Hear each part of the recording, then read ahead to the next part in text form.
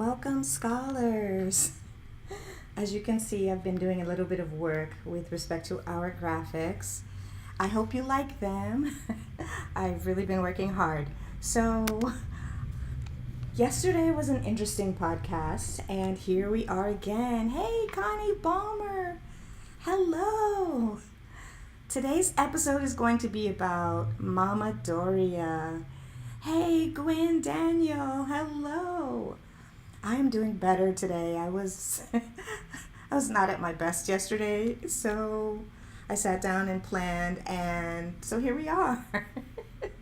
If you watch that podcast, you will know that so let me just say, yesterday when I started the pod, I had quite a bit of technical difficulty getting everything together, and then I just had people coming for me.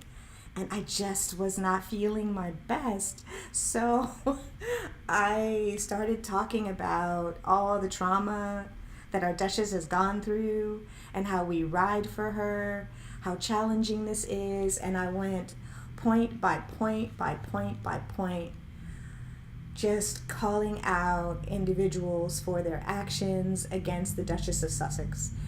And so today I thought, how about we go back into the place that we normally like to reside, and we do a podcast about Mama, right? Mama Doria, and that impact, and how Mama Doria, if you will, made it over, right? Because we understand that she had to go through it in order to grow up a child to turn out in the way that her daughter did. And that story doesn't get enough light on it. Dumela. So I just want to have a gentle day. I want to talk about Doria as a gentle woman without necessarily diving too deeply into the garbage that gets put out there around her. Yesterday I had time. Today, I hope I don't have to have time. So here we go. Welcome back. We're going to be celebrating Doria's strength and beauty today, right? So welcome back to the Sussex Studio Experience Podcast. Scholars! Yay! Yay! Welcome back, squad. Today we're going to be delving into the story of Doria Ragland, a woman who raised our fave. She's a woman whose strength, grace, and love have profoundly influenced her daughter, Meghan, the Duchess of Sussex. And by influencing her daughter, she also influenced us, because here we are, and we're celebrating her too today. So this episode will hopefully paint a beautiful portrait of Doria, highlighting some of her accomplishments and the nurturing relationship she shares with Meghan. So let's get comfortable and embark on this heartwarming journey together. And so just a little bit before I get into it, I think with respect to homework, we're going to have to get busy doing some of it, because in my work with respect to research, as I was looking up Doria's story, she doesn't have a lot out there, though we know she's lived a wonderful life. Her Wikipedia page, which is not my favorite resource, is full of articles by the BM media. And so they are telling her story. And Wikipedia has a policy that allows other people to edit. So we're going to have to get busy with respect to homework to fixing that. Because why should the Sun and the Mail Online, why should these places be the ones giving us the misinformation, disinformation, and pointing out whatever the worst aspects, which there aren't really anything, like the divorce is one of the first things that we see. And it's like, this is not her whole life. Who is she herself? And so when her story is being framed by, newspapers allegedly who have trolled her entire life and who have hired people who've made up stories that are, quite frankly, untrue about her entire life, then the squad needs to have something to say about that. So good morning, good Monday afternoon. So, yeah, just in that, I don't know if any of you do any of that work, if you edit Wikipedia pages.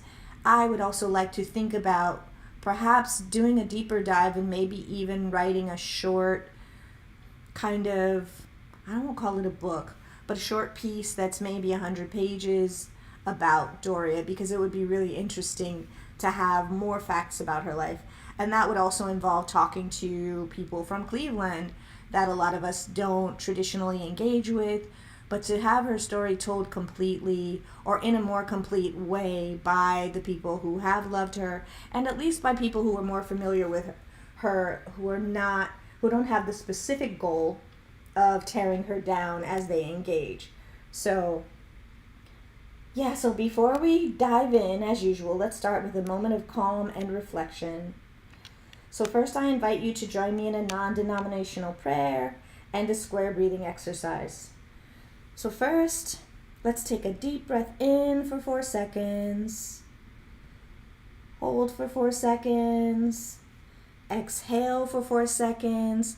Hold empty. That's the hard part, for 4 seconds. We're going to do that 2 more times. Inhale, 2, 3, 4. Hold, 2, 3, 4. Exhale, 2, 3, 4. Hold empty, 2, 3, 4. How about we do it one more time?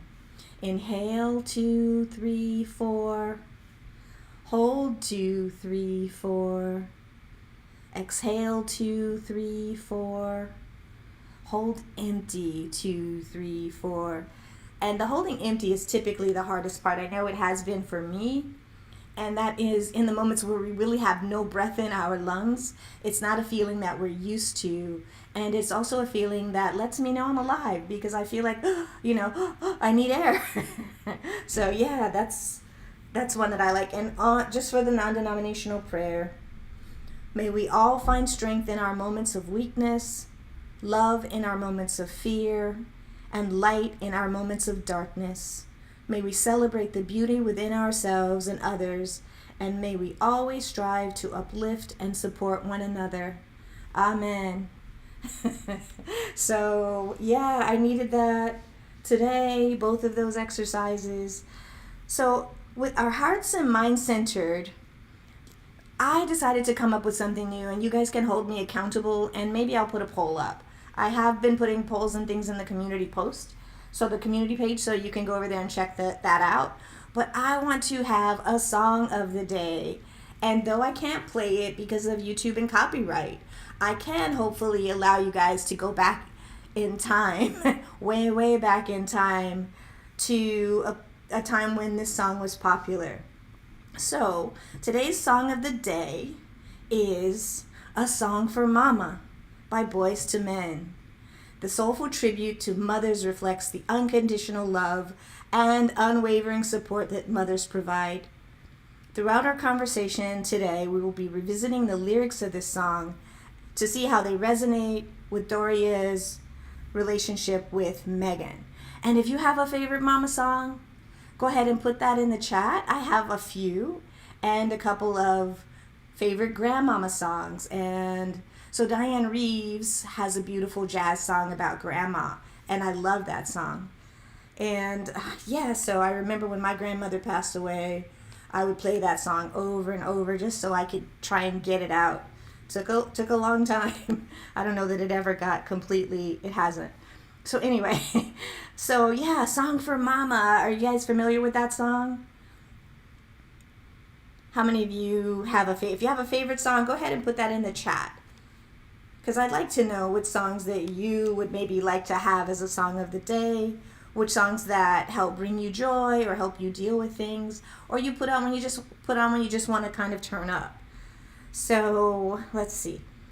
Doria Ragland was born on September 2nd. Anybody share her birthday? 1956 in Cleveland, Ohio.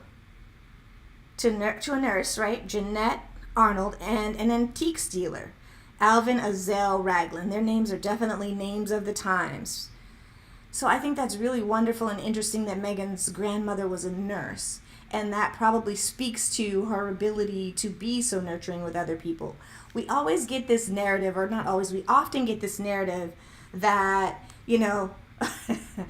that we've seen straight out of this and straight out of that. People try and define other people that we love for us, and we don't allow that. And so we know now, and some of you already knew, that Doria's mom was a nurse and her daddy was an antique dealer. So when we think about Meghan too, we think about her love for design and how she nurtures and cares for people. So those things come directly from mom, who got that directly from her mom. So let's see. Mama Doria is an epitome of beauty, strength, integrity, and grace. We can see all those traits in Meghan. Absolutely. No lutando. Connie says, Ma Doria is a pillar of strength. She's suffered in silence, watching her beautiful daughter abused and bullied every day. Absolutely, absolutely.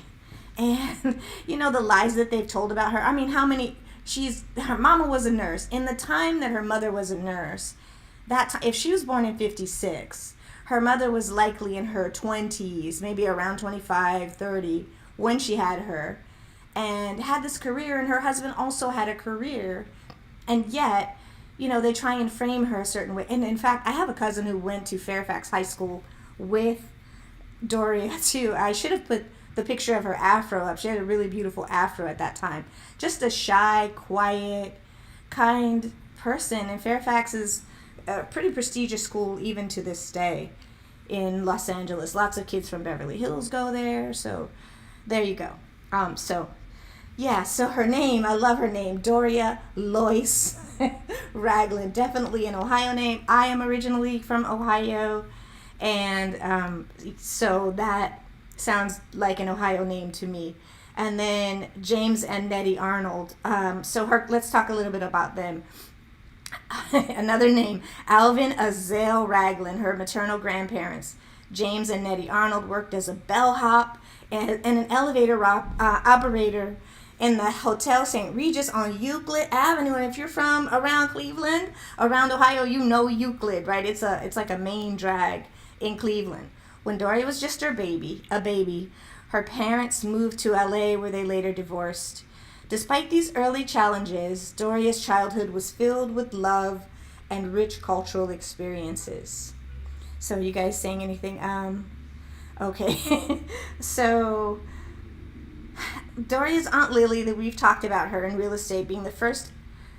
So we understand that she was the first.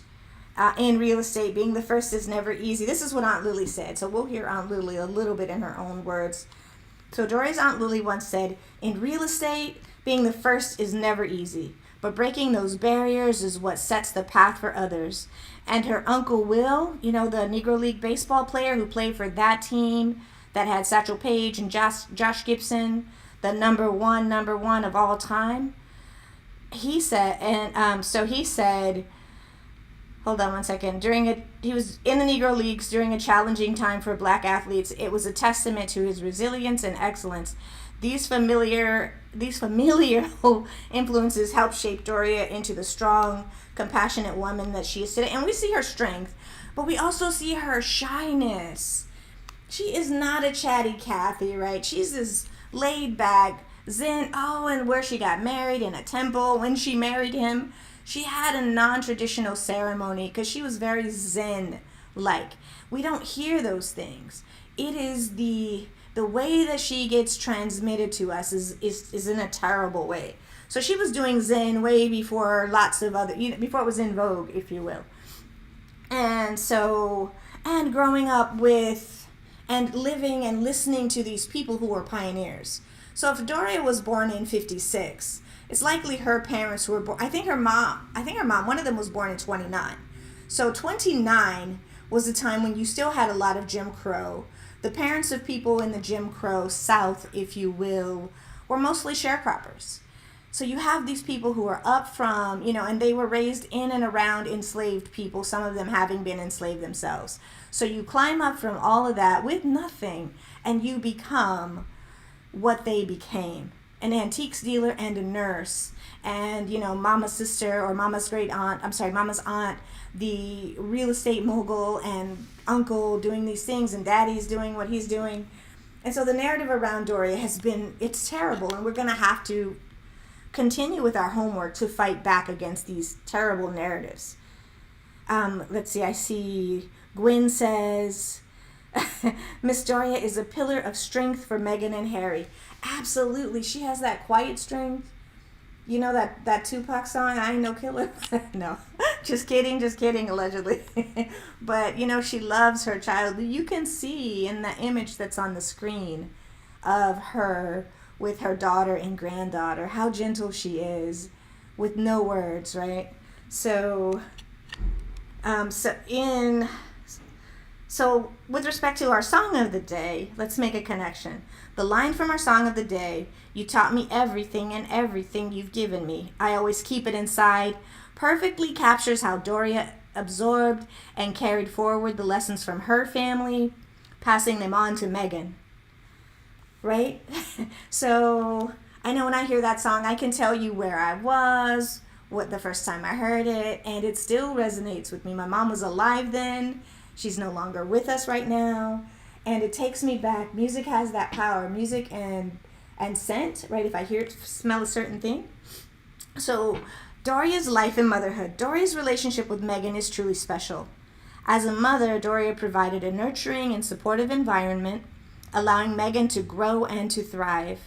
Despite the challenges despite all the crap Doria went through, right?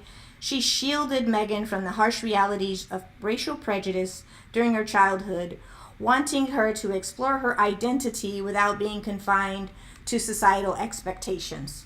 And so, when a parent makes a choice about raising a child, we have to figure out, I think especially for minority people, especially for Black and Indigenous people, we have to decide, just about everybody in here, if you haven't, I'll school you a little bit, has heard about the conversation. So there's a conversation that we have with our children. This is the one that's public, around police brutality and what you do when you are encountered eventually in a situation. That conversation story doesn't tell the whole tale. That is not the first story typically. It is when you show up in your own body and you go to the store. Don't have your hands in your... Today, don't have, Geron Coco, that kid that comes in here all the time. Don't have your hands in your pocket. Don't let people touch your hair. Don't, this, don't that. And so it does not begin at age 15 or 16. It begins a long time before that. So the conversation is not one conversation.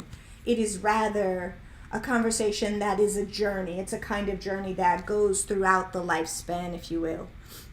So Doria had to make a choice around Meghan. So when you see Meghan, especially when Meghan started to straighten her hair, and she could easily look to people who were unordained as a Jewish person and have a lot of privilege around her light skin. And so what do we do with children when we have kiddos that are that light skinned, right? We typically teach them regardless about those things, about all the trauma, but they don't necessarily, when they're that light, they don't experience it in the same way. And so we recall the time that Meghan and Doria had gone to a concert, and Doria's pulling out of the concert with her baby, and they had a wonderful time, and a guy's in front of them and cuts them off and started hurling the N-word at Doria. And Meghan talked about that being the first time that she had witnessed that kind of thing with respect to her mother, because her skin it doesn't look like Doria's skin. It's not chocolate. She doesn't have milk or dark chocolate. It's not even caramel, right? So Meghan was heartbroken, and so you begin to have harsher or harder conversations with kiddos. But a lot of us want to protect our kiddos, and even, until we're 18, if you celebrate holidays, traditional American holidays or whatever, like you believe in Santa Claus. And if you don't, you might not get anything else for Christmas. You believe in the Easter Bunny, even if you're 16 or 15, or you might not get an Easter basket. So you try and protect and you preserve your children's childhood because you know what's coming. And so Meghan's trauma around skin didn't come immediately, but it came. And oh, how it came. And so I think the trauma that she's had to suffer, and her mother, Doria, had to watch her baby girl have to deal with all of the slights that people put on her later, because she dared to marry, she dared to fall in love with. So then once you do that, you look racially ambiguous on Suits, even though, you make sure that there's an actor who's African American so that people understand you're proud of who you are, who's playing this role, and he's brilliant too. Like, I love him. And so this is happening. It's not something that you are, not even that you have control over how people see you. And people think that you haven't suffered enough. Like, what? Is that the society we want to live in, guys, where we think that people should have to suffer necessarily? I mean, not for me. So let's see. Kiki says, Black women I noticed are raised strong, built to survive and last. Absolutely. And Kiki, we come through so much trauma at the same time, right? That other people don't have to come through. We end up like broken pieces of glass that people put back together. And a lot of times we look beautiful for those broken shards. And at the same time, we don't want that. I would rather, let me not speak for you, I would rather for Duran Coco, if you will, to not have to deal with all the things that he's going to have to deal with, that he's had to deal with in his life. I just remember one incident, he's big boy, on the bus about a year ago, where he was accused of being a man when he was only, 12, 13. And finally he got to a point where he was like, just this gentle kid, you don't want my family to come up here, right? The bus driver on a city bus, when he said that, that's when the man started taking off driving. So he had the presence of mind to say, hey, yep, you can do this. You can kick me off the bus. You can call me this. You can call me that. It's not a rule that we have to carry our IDs. And I'm going to a middle school. I'm in 7th grade. And so what do you say when he comes home? Like, oh, I'm so, So anyway, I understand what that feels like. And I was enraged. Because why? You're not checking the IDs of these other kids. And, people sneak on the bus till they're 25. It's not a thing. And he was a kid, a little kid. Anyway, so that's a kind of story around Duran Coco, the annoying Duran Coco, who may come up in here eventually. So Doria shielded Meghan because her skin was light, right? She's light bright. Some people might say clear. So she shielded her from the harsh realities of racial prejudice to a degree in her childhood, and wanting her to explore her identity without being confined by societal expectations. Meghan has often spoken about her mother's influence, saying, "My mom's love is an anchor. I don't need her to shout to the world. I feel her support every day. You were there for me to love and care for me when skies were gray," right? Boyz II Men beautifully reflects Doria's constant presence in Meghan's life, offering love and support throughout the difficult times. And there have been so many difficult times with respect to the way our Duchess has been treated. And again, it is why we are here. It is why I'm here. Because I understand, I felt those same slights in my own life personally. And when I saw the same thing happening to her, I'm like, hey, Goat Hold It. If you're like really old, you might know that reference. Hey, Goat Hold It. Anybody out there know that reference? Is that Go Taste and See out there? The Little Rascals. Goat was pulling around. I think it was Spanky as a baby. My mom used to we watched them with my mom. Hey, and Spanky's getting pulled around in a circle by this goat, and he's saying, "Hey, goat, hold it. Hey, goat, hold it." And the goat's going faster and faster. So if you know that reference, you can say so in the chat. Yeah, you were there for me to love and care for me when skies are gray. Beautifully, in my mind, reflects Doria's constant presence in Meghan's life, offering love and support during the difficult times. And boy, has she had to. When the BM, that emoji, when the BM emoji the British media found out about her and found out about her African ancestry, because that's what it is. It is the African, the exotic blood that we've seen in the press. Then, this whole thing started, and all of us mama bears and papa bears were like, hey, we got to get out here and help this girl, right? So Doria, again, after graduating from Fairfax High School, Doria worked as a temporary assistant makeup artist where she met her future husband. You guys know his name. On the set of the show General Hospital. Doria later pursued higher education, earning a BA in psychology. Shout out to psychology. And in 2011, she went back to school to get a master's in social work from USC. Do you know how hard it is to get in USC? That's where Sasha Obama went.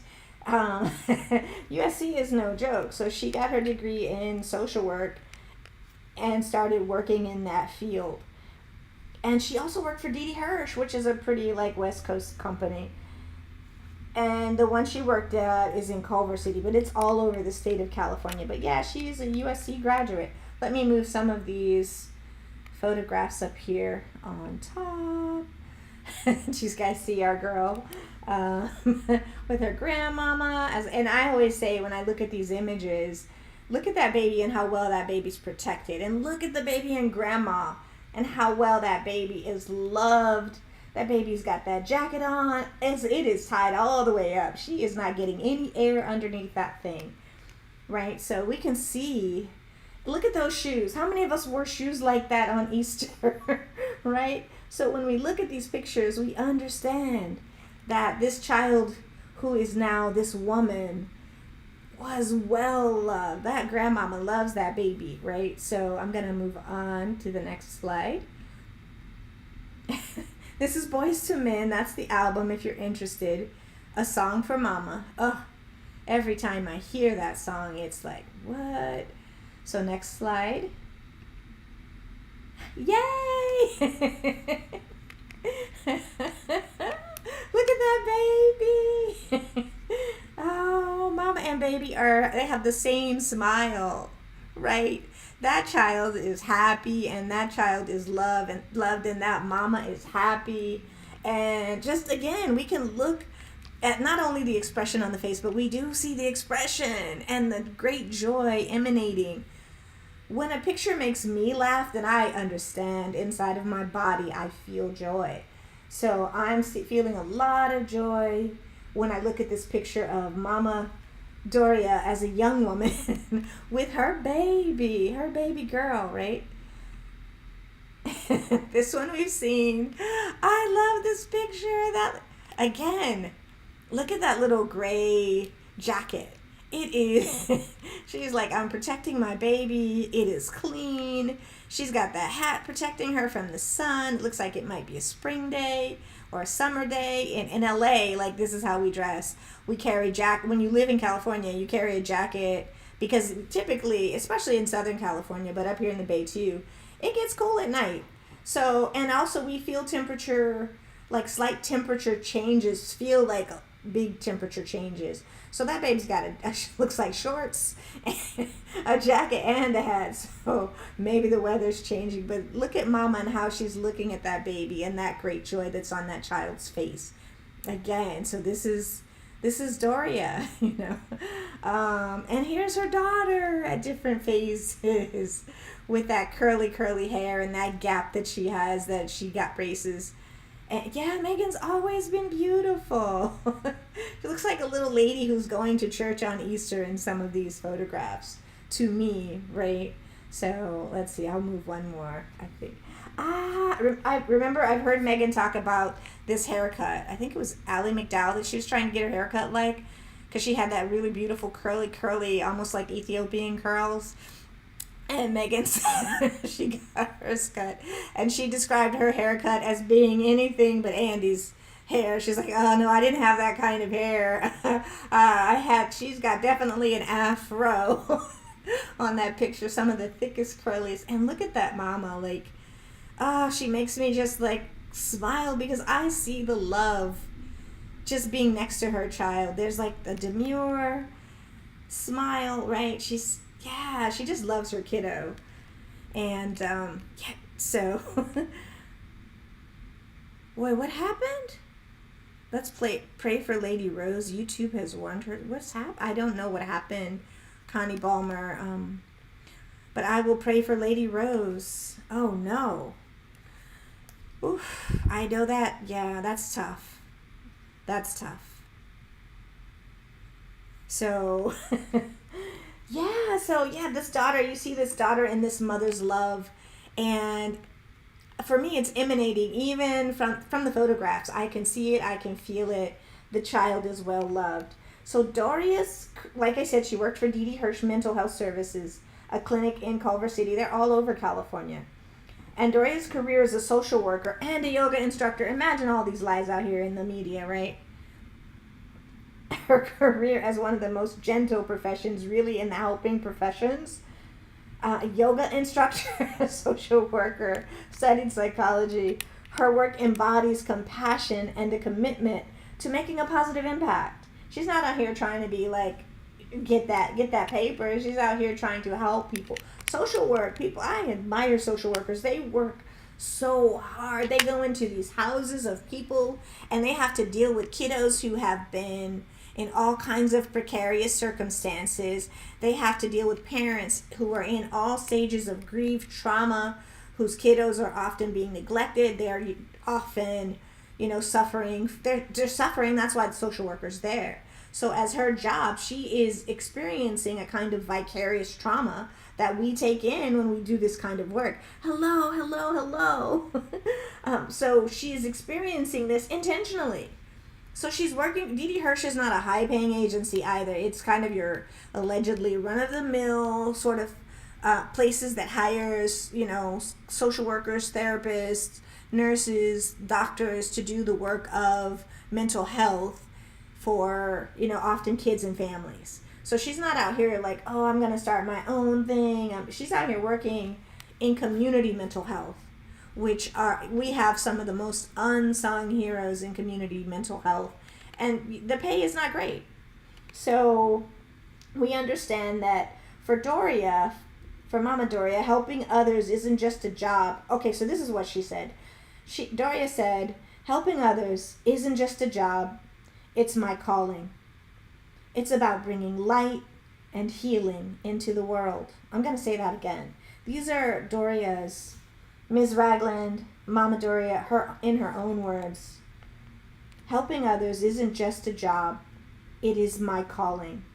It's about bringing light and healing into the world. She said that, right? She let us know just in that one sentence, and we know she doesn't say much because she's a really shy person. And she's also a warrior to be able to go into homes of kiddos and people who are suffering. Those situations can be dangerous, they can be precarious. When you have to, social workers often go into people's homes and they have to remove their children. Or that process is often about either parents, you make these adjustments, attend parenting classes, do whatever the state says that you need to do, or your kiddos are not going to be with you. And if you continue, often, not only are they not with you, kiddos can be adopted out as a kind of final phase. And it's a really, really sad thing for families. And it can be dangerous going into these houses. So this little woman went in there like the warrior woman that she is and cared for children and families and helped children and families, right? So I just want to give a shout out to Doria Ragland right now. Beautiful woman, absolutely. Absolutely. And I'm seeing more prayers going out for Lady Rose. Absolutely. We all are sending our prayers out to Lady Rose, who is an ardent supporter. And, So despite the immense love and support that Doria provides, she and Meghan have faced harsh criticism in the media, right? And the people that you guys say have the troll spray, right? So she has been trolled mercilessly just for existing. So today we're going to talk about a few of those things, and with grace and dignity in the way that she does, right? Because I'm not going to say right, but I feel like it. Critics often say that Doria, so here's something. Critics often say that Doria failed to prepare Meghan for the racial challenges that she would face. But Doria made a conscious decision to protect Meghan during her childhood, wanting her to grow up with freedom and joy. As Meghan has said, "My mom shielded me from a lot, but when it was time, she helped me to understand and navigate those challenges." And whatever she didn't prepare her for then, she definitely has had to prepare her for and deal with for the last, since 2016, right, 8 years, which is wild. So the next line from our song of the day, "You taught me everything and everything you've given me." I'm not singing, I just want to. "You taught me everything and everything you've given me. I always keep it inside. Resonates with me here. As Doria's lessons of love have always guided Meghan, helping her face the world with courage and grace." We see our girl showing up with courage and grace. So much so that the grace part, the beauty part, the clothing part, the fashion part, everything that she wears sells out. People are rolling in the grass with jam. People are making sandwiches with, I haven't eaten bacon since I was a kid, but Chrissy Teigen did that with that bacon and cheese, and I was like, what? Yes, so another criticism is that Meghan's ability to pass as white means she truly didn't understand racial issues. This overlooks the complexity of racial identity and the intentional lessons Doria imparted to Meghan. Meghan once said, "I'm proud of my heritage and the richness it brings to my life." So my mother, as I've said in the pod before, I didn't notice it until I was in college, and I think I still was in denial. My friends started saying when I was in college that my mom was not black. And I was like, what? What are you talking about? That's my mom, right? So when I look at her high school photos and I look at photos, I see what they saw, a bit of what they saw. My mother could have passed, if you will, because she had certain features. And if you knew my mother, to say those words, those are fighting words. Like, not her. Never, ever, ever. In fact, my mother was so bold with these kinds of things that once she discovered that her birth certificate had white, Caucasian on it, and she was like, "No, take this off of my birth certificate, and take it off my mama's birth certificate too." So that's how much she definitely did not want to pass. I see a little bit of what they were saying, but to know my mother and is to know that that would never have been a thing. So yeah, so what do we do when we have kiddos who look like they're different ethnicities or who are ambiguous? They will never suffer the same way, as a person who's growing up in dark skin. And it's a terrible thing to watch friends and other people in the media get maligned in the culture that we live in around skin.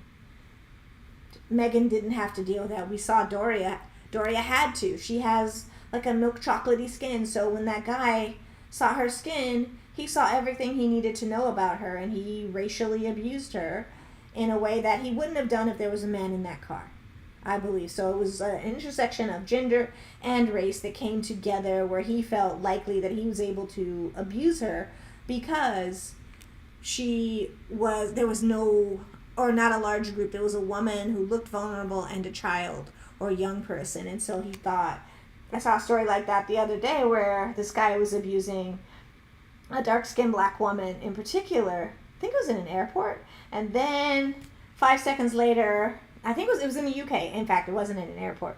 Or maybe it was, but it was in the UK. This guy, her partner, comes up, and he's about 6 foot something, and the guy changes his entire tune. And it's a shame that happens, right? But it does. So let's talk a little bit about the... or maybe not. Let's talk about the British tabloids' focus on Doria's race. The invasive scrutiny has been hurtful, but Doria has handled it with dignity. She remains a pillar of support for Meghan, showing that love and integrity can overcome negativity. Doria once said, "I refuse to let their negativity define me.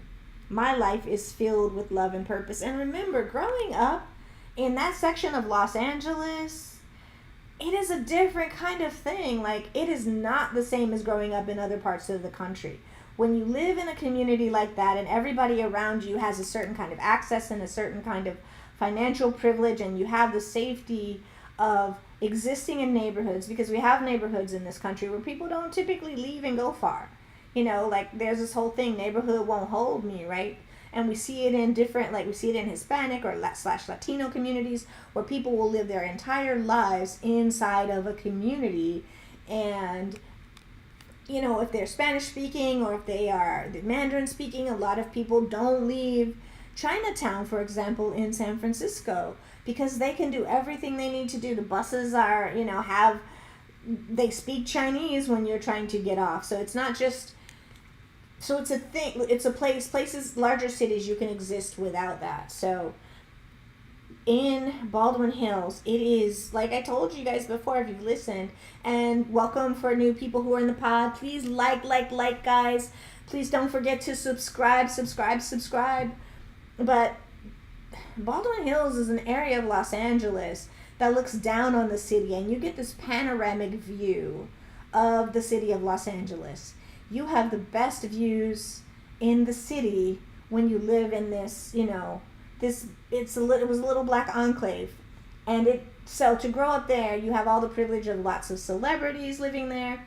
Like I've told you in the past, Thurgood Marshall lived there, and he had that whole clause in his house when they sold it that he wanted kids to live there. And so imagine growing up by a former Supreme Court justice and needing a little help with your homework. Mr. Marshall, can I come by for about 30 minutes and you can talk, you know, and then you can use quotes by Thurgood Marshall. These are things, right, in that neighborhood, or they have been for generations. So, yeah, so let's talk a bit about, we always talk about And Still I Rise, and we've seen Doria rise, and her child, neighborhood won't hold me, country won't hold me, like, universe won't hold me. She has been able to not have a meteor rise in her life. And not just, I mean, she was a brilliant kiddo, we know that. She was super smart in school. She was the smartest kid in practically every class, from my understanding. You know those kids, right? Who they always have their hands up. They've always done the work. They have the answer. And teachers, you know, love them. And so this was her for her whole life, or for her whole school life, right? So she was able to do those things. And we see it when we listen to her make a speech. You know that you are in the presence of someone who's brilliant. There's no question, absolutely no question, that she is intelligent, that she is kind, that she is gentle, that she's loving, and that she understands her purpose, right? So let's just talk briefly about Doria's relationship with her Aunt Lillie and Uncle Will. We've talked about this before, but everybody hasn't been privy to this information. So Doria's relationship with her Aunt Lillie, remember, they named the baby Lilibet, nicknamed Lillie, because Doria loves her auntie so much, right?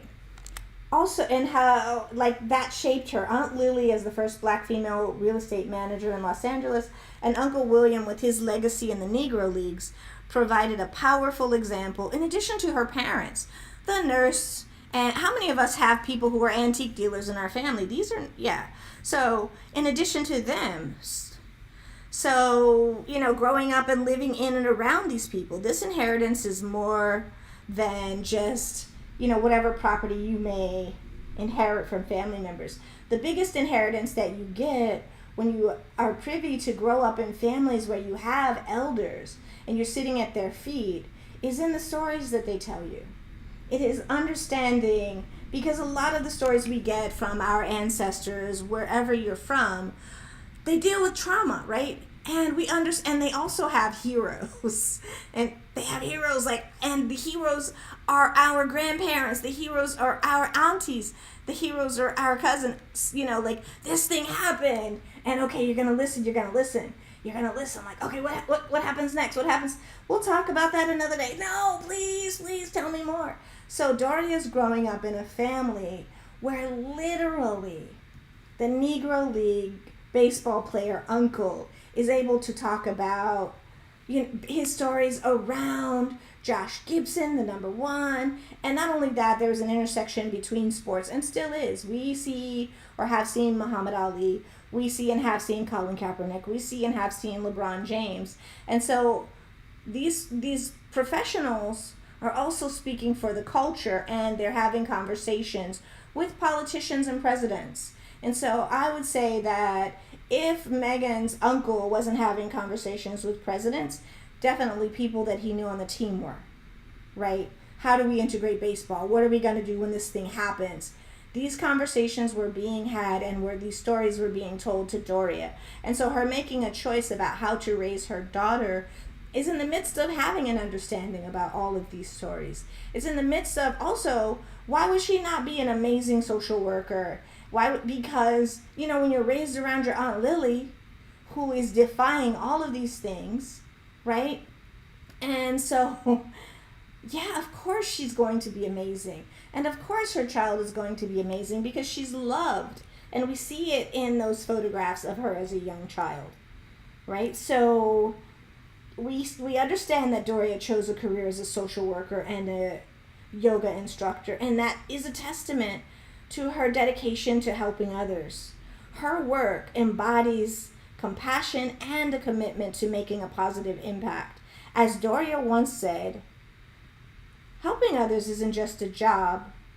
It's about my calling. It's my calling, right? It's about bringing light and healing. So next we're going to talk about grace. And I know we are of different minds often in the pod on grace and how we give grace, if we give grace. So, as we said earlier, critics often discuss Doria's failure to prepare. In their eyes, that's her child. That's what my mother would say. That's my child. So your criticism, you can talk to yourself about that, right? But Doria made a conscious decision to protect her. And so we talked about that a bit. And we talked about her ability to pass. And we talked about the British tablets. And what is Doria doing throughout all of these things? She is thriving. Her child is thriving. This invasive scrutiny that Doria and Meghan both have had to deal with has been hurtful. And Doria handled it, not like my mother would. My mother would likely have spoken loudly to critics. But Doria handled it in a different way. She had her own, she got to choose her own weapons. And her weapons were dignity and grace. Did she talk back to them? Absolutely not. Her life is not with words. Her life is a talking back. I'm going to hold this baby. I'm going to love on Archie. I'm going to love on Lillie. When I say Lillie, you guys might think Queen Elizabeth, but I'm going to think the Lillie that I loved and grew up and was held by for my entire young adult life. That's the Lillie that this name represents. Can you imagine that name coming to the dinner table? We're going to name her Lilibet, and we're going to nickname her Lillie. Lillie. I get to say my aunt's name. And in the culture, right, we say names for remembrance. Like we get Breonna Taylor, say her name, say her name, say her name. So as you hear the names of the ancestors, you are also called back, and they also are with us, it is my belief, when we hear their names. And so when we pass those names on, those names get carried through generations, right? So Lilibet, Lillie is carrying Aunt Lily's name also, because our nicknames are the ones, not our government names, that we are usually the most connected to, because these are the names that are used by the people that we love. Sylvia says, I remember Boyz II Men, Mama. Yes, absolutely. So, back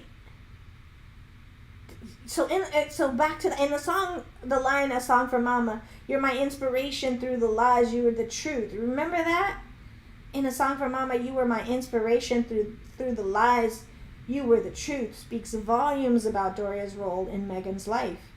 Despite the lies and the negativity, Doria's truth and love, they shine through. They absolutely shine through.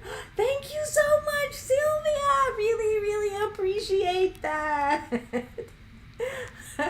I love these emotes that they put up that might look like me. Yay!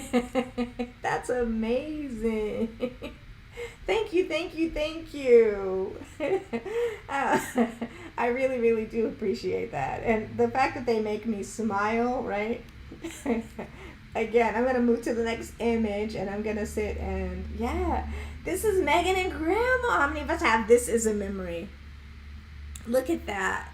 You can see who's loved. We saw the baby picture and now that baby is grown up. She's a big old teenager, right? And just loving on Grandma, right? I think that is wonderful. Like, I love these images of a family, right? We can see how she, like, a lot of us are like, I'm my mama's child, yes, but my grandmama's hip is where my favorite place I think that I've ever resided is on her hip, and having her tell me stories about, you know, all the trials and not even tribulations. What happened, Grandma? What happened next? You know, when she was growing up on a farm with her father, who was a cowboy, and he was doing the things that he was doing to get money. He was going out and taming horses, and there were some wild stories. There were lots of, if you will, patrollers, and we had two race riots in my family. One was the Elaine massacre, and the other one was a massacre at St. Charles. And people in my family died in both of them. So these stories, they were stories around resilience, and I do have, like, I'm of a few mindsets around resilience because you have to come through trauma. But these stories were so exciting. These stories are about the way that my family helped this country be the country that it is today, and not without that, right? So let's see. Lillie Diana will be 3. Yes. Boy, how time flies. Hello. She did love her little flower, Sylvia says, and nourished Meghan and empowered her to be the woman that she is.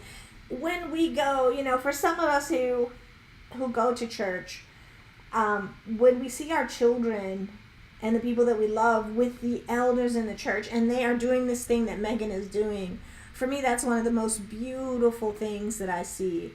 When a kid can look an older person in the face, and not only that, like, love on them, and genuinely, they can't wait to see when Mrs. Kelly comes to church. Mrs. Kelly, when is Mrs. Kelly's not here today? Mrs. Kelly's sick, Mrs. Kelly, you know. And then when Mrs. Kelly, there was a Mrs. Kelly, and I'll just say R.I.P. to Mrs. Kelly, passed away, there is a hole in that baby's heart.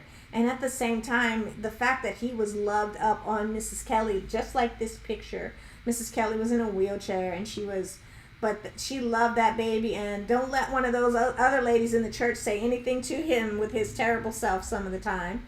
Ask, go, taste, and see about the time he wouldn't get out of her car. And he is just the nicest fella for having and being able to be around and being loved on. No, we're not hitting him. We don't hit him because we understand what abuse does, what that does to the brain. It allows you to run, to flee, or to play dead. And it doesn't allow you, it diminishes your thinking brain and helps your scared brain, your adrenaline brain to grow. And we want you to be able to think when you get in situations, all kinds of situations. And we also understand what happens to kids often when they look like a man and they're really a man, a young man in a man's body, or you're just seeing him that way and he's a child. So yeah, Mrs. Kelly, this reminds me, oh, she looks so happy with her grandma, and grandma's happy there too. Love it, right? Beautiful. So Doria's relationship with her Aunt Lillie and Uncle William, and how they helped to shape her like, it takes a village, and for some of us, we've gotten away from the village and we need to get back to it, right? Because the neighborhood doesn't necessarily just hold you. The neighborhood also grows you up. If you grow up going to the store and getting, the neighbor next door might say, hey, can you ride your bike to the store and get me, and I'm going to give you $2 or whatever that thing is. It's teaching you something. It's teaching you economy. It's also, though, teaching you community. It's teaching you the value of your neighbors. And so I came up during that era where I went to the store for lots of people and loved sitting with elders. So when I see this picture of Meghan smiling a big old Colgate toothpaste smile, that's not an ordinary sort of like, that's a joyful smile that we see on her face. And these things continue, like the images that we have are joyful, right? The ones that I see. Let's see. Glad to hear about Doria. Meghan said she helped take care of her grandma. Yes. Yes. And what would we give if we could only take care of them for another day? Like, how much would we give? Not even financially. Like, what would we do? For me to have one more day with that old lady, like Bill Withers said, I love that old lady. Grandma's hands, that could have easily been our song of the day. Clapped in church on Sunday morning.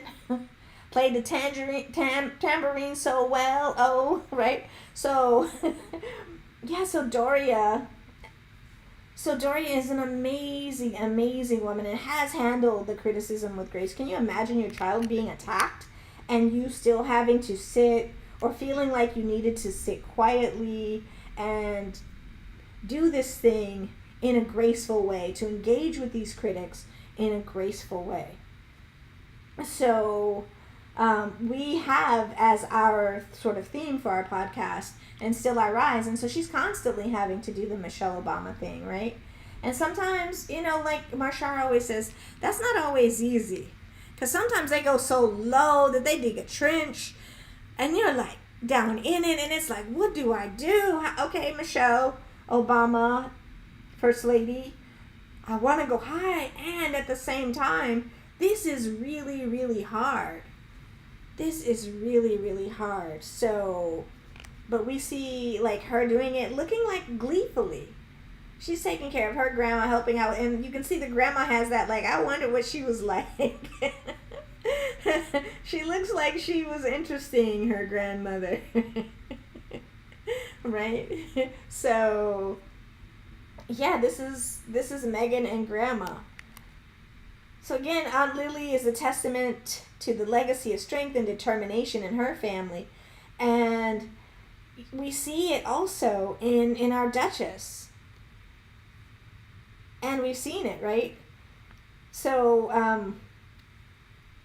let's see. We've seen Meghan come through a lot. We've seen those kiddos grow up. We've seen the kiddos, was it not the day Archie was born, but shortly after Archie was born, there was that lovely image of what the baby was going to look like coming home from the hospital. See, when I see things like that, it's like, can you say it to her face, please? Or rather, if not her face, can you say it to my face? And so we understand in Doria's family that she's a member of a family who survived enslavement in this country. Like many African Americans, her family endured the unimaginable horrors of enslavement. They were uprooted from their homeland, separated from their families, and forced to live lives of hardship. Can you imagine? Like, don't get me started on Florida textbooks, right? Yet amidst these challenges, her family managed to preserve their humanity, culture, and love for one another. The strength to survive and maintain a sense of community laid the foundation for Meghan and for Meghan's children. It is their inheritance. When people talk about generational wealth, I'm not a preacher, but I feel like today maybe I could be. Definitely not ordained. But when people talk about generational wealth, rarely, I don't know that I've ever heard a conversation around generational wealth that deals with the wealth that we pass down to our children. The generational wealth that I got is this one that I see Meghan having, pushing her grandma with that joyful, gleeful, jubilee-like smile. It is the lessons and the love that have gotten passed down from my grandmother and my grandfather to me. There was never a question, and I'm sure in her life either, of whether or not these people loved me. There was always a shotgun in the closet. We didn't mess with it. We didn't touch it. We understood that it was there because my grandfather was he was a farmer, and he would shoot different animals. He would go get deer. But we also understood that if necessary, they would use that weapon for other means if they needed to. We were always protected. We were always loved. We were terrible, spoiled, not financially, but with so much love. And I see this in Meghan. I see this when I see Doria's shy smile around her child. You see, the thing that gets talked about in media narratives has to do with, oh, she was a housekeeper. Really? Well, what job would you imagine that she would have gotten straight out of enslavement? The fact that Meghan's grandmother was a nurse, and that Meghan's grandfather was an antique stealer, and that Meghan's aunt Lillie was this, I'm going to say dog, and I mean it in the most loving way. In the real estate industry, she was a G. She broke down barriers that exist today, that don't exist today, because she was there to do it. And what else happened as a result of that? And so, just don't get me started on how the love and the desire for our children to be happy, to be content, to have a life and exist in a way where they can be protected. That is a privilege. It is a revolutionary act. And I will say this because it just came to my mind. The fact that Doria made a choice around Meghan's skin not to give her all that trauma around skin was a revolutionary choice. It was a revolutionary choice. The fact that Doria made a decision, a conscious decision to say, I'm going to raise you in a way where I'm leading with love. It's not going to be that, necessarily that every time we sit down, we're going to have a racial story. We're going to talk about the trauma of us. We're going to talk about protecting you. No, you're going to have joy. What do they say? Those pastors, joy comes in the morning. I am not, I'm not great with these kinds, but they still are in me though, the things that the elders pass down. And joy comes in the morning. Joy is in the photograph with Meghan and her grandmother right there in this moment, the one that I see. And whenever she needs it, Meghan can go back to that story, and she can tell the story to her children about, this relationship that she had with her grandmother, how she took care of her grandmother. And in doing that, we're passing the lessons on, not only of what we did, but also the hopes and expectations that our children are going to be there and have the desire to be there to do the same thing for us. Because when my mother and father got to a certain point, I made sure I was there. And it was a joy and it was a privilege, if you will. I'm getting a little bit filled up right now, guys. But it is a joy and it is a privilege to be able to be there for our mothers, to be loved on like that, and to pass on love. That is a revolutionary act, because for hundreds of years in this country, you had to worry about your kiddos being sold off. And so you had all kinds of fear around your kids' bodies, and that thing is still present. And that is the reason why a lot of people whip their kids. They beat it into you, they beat it out of you. And the fact that Meghan can stand there with her grandmother and be joyful and not have had to have been afflicted by a lot of things. She got there. The world made sure she got there. And, and we are also here, onward soldiers, protecting her in a way that our ancestors and in the way that the universe would have us do, because this is what good people do. When we see someone who is suffering, who will hold the flag? We do. We hold the flag. We hold the flag for the Duchess, and by us holding the flag for the Duchess, we're not only holding the flag for the Duchess, we're saying to people in the time that we're holding these flags and saying these words, don't come for her, and don't come for nobody else. Because we see you. We got her. And not only do we got her, we have us. And as a community, we have us too. We are the Sussex Squad. And we've talked about how we've gotten to that point, how we were formed, like how forged out of all of this trauma in these Twitter streets and in these social media streets, standing up for individually. And then Tina and Michelle made us a squad. Mary Mann says, Professor Zinzi, don't get me started. Sounds like a good slogan to copyright. Like B6. 12 years a slave. Gwen. Hold on, Gwen. The B6. I think someone brought this up in the pod a couple of days ago. The B6.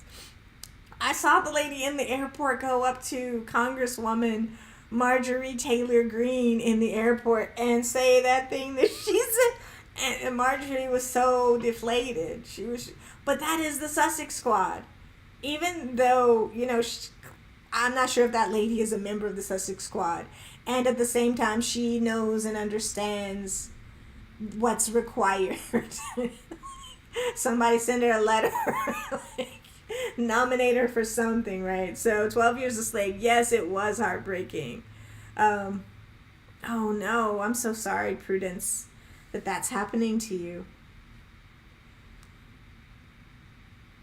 Yeah, that's harsh. And we can imagine that Meghan's grandma was in a lot of pain. Hopefully you have lovely, loving people around you who are like our Duchess. And you have us.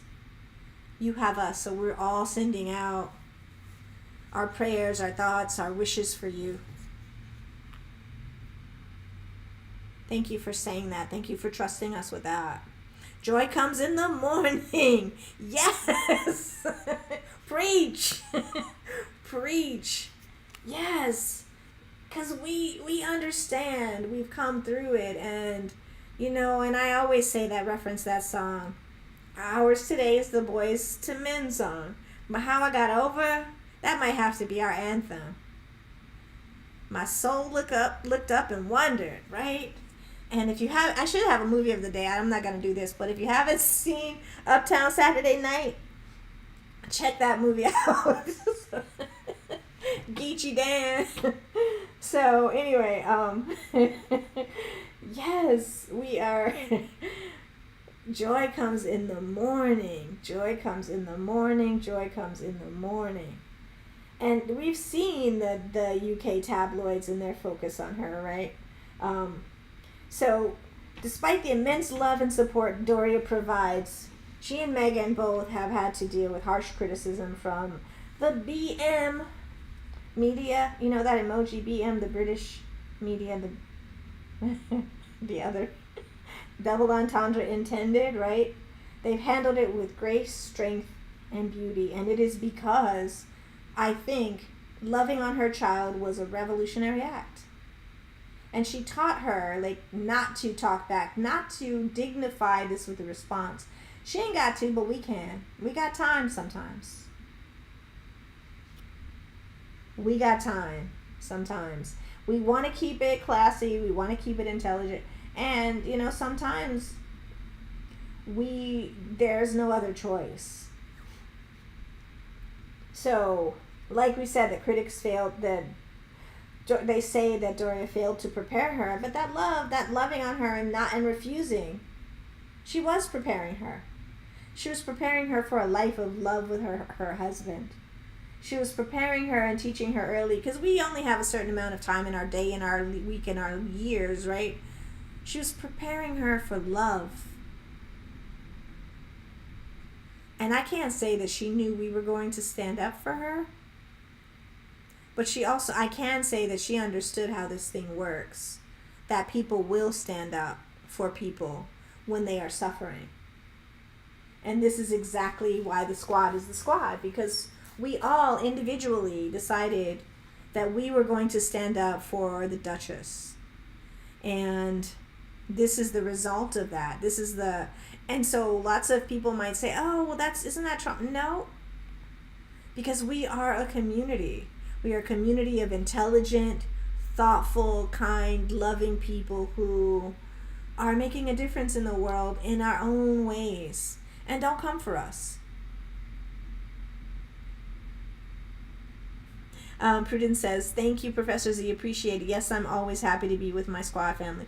Absolutely. And just sending you all the love and light. Oh, and Ingrid said she's been homebound for 47 years. Oh, no. What? What? Sending out love and light and prayers and thoughts and hopes for you, Ingrid. Yeah, because that's tough. So I'm going to go back to that lyric. You taught me everything, and everything you've given me, I always keep it inside. And Doria's lessons of love have always guided Meghan, helping her face the world with courage and grace. And we see it. We see it in those pictures. We see it in the fact that she doesn't clap back.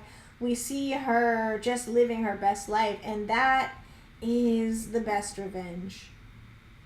She doesn't have to. You know, there used to be a slogan in BM UK, in the royal family, the UK royal family, that said never complain, never explain. Meghan has been that. And when she felt like she needed to, she made a movie.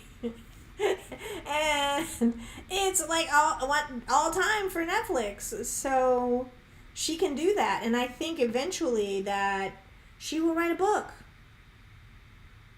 Meghan will write a book when she feels like, when she got time. Karen Stevenson, she prepared her for being a successful human being. Nothing more, nothing less. Absolutely. She prepared her for being a human being, which is what most of us are. We don't always behave that way, right? Because the world will test us, and sometimes we fail. Joy says, I got a photo of 5 generations of us together. My grandma, mom, daughter, her daughter. Oh no, you lost your grandma 18 years ago. I know that wound is still there. Well, maybe I'm projecting. Wow, that's wonderful, Joy. That's wonderful. I wish I had one of those. My grandparents were older when my mom was one of the last of 10, so the people who had babies young were able to get that. So Meghan was so lucky, and I think that's the lesson. We get to choose how we raise our children, ourselves, how the partners we choose, and are we going into relationships and are we creating more love? Are we creating more joy? Or are we creating a lot more of the other stuff that none of us wants? Are we going home and we're pouting and we are shouting and because we are feeling put upon? It is a revolutionary act to love on your children, on your partners, on your friends, on your family members.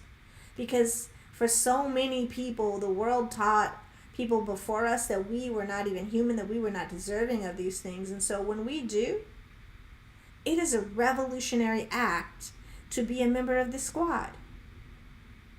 We see it in the UK, I'm going to say BM. We see it in the BM, right? We see it in the British media.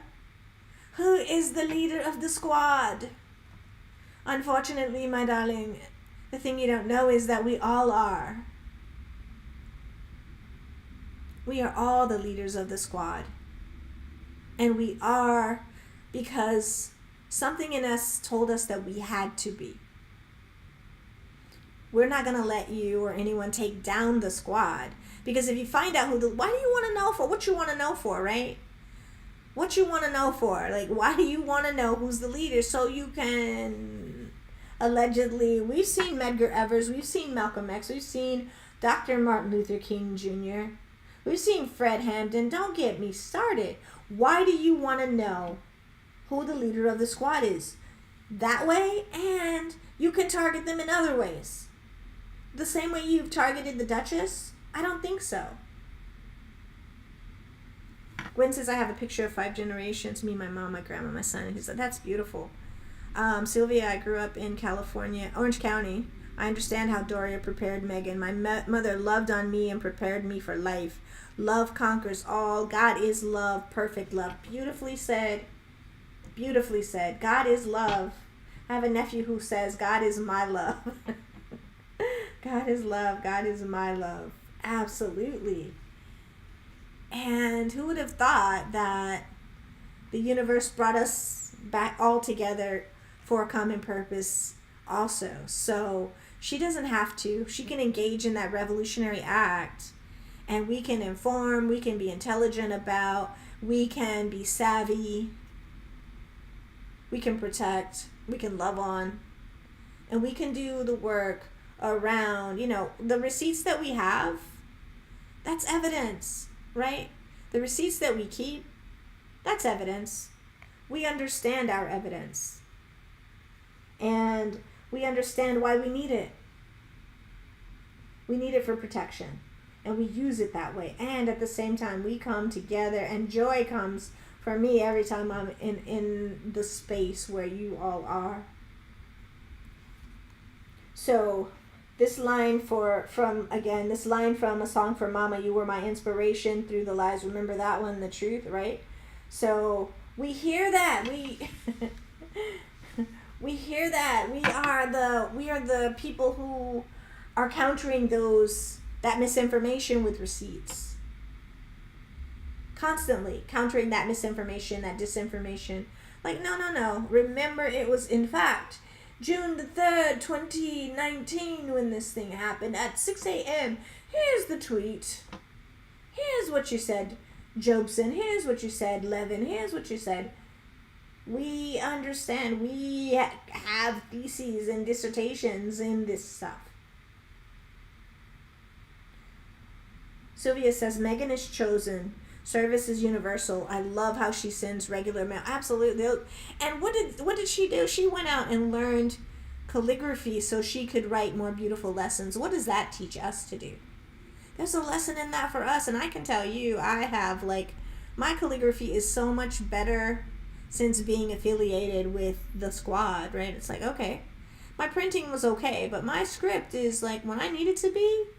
Check that out. That's beautiful, right? And so understanding that, and letters are beautiful because for me, when I go back to my mom's house, and it's been a while, and I go back to my high school letters, and I go back to the letters that I wrote to my great aunts, my grandma's sisters, those things pull me right back to that moment in time.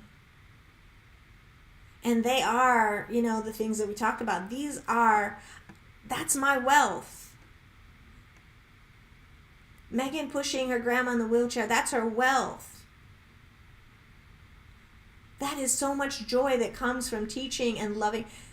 I mean, right? The British Prudence says, Gwen says, joy, exactly. The British media certainly got an electric shock because they didn't expect any pushback. Absolutely. Absolutely. This is Meghan in the prom.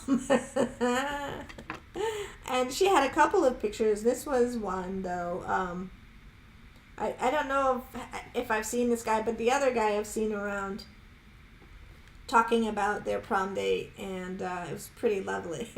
Look at her. Oh. People loved her. She was, who is the prom queen?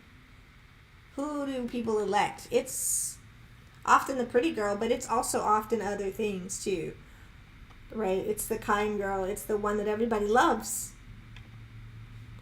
And often they happen to be pretty, but they generally have another quality too.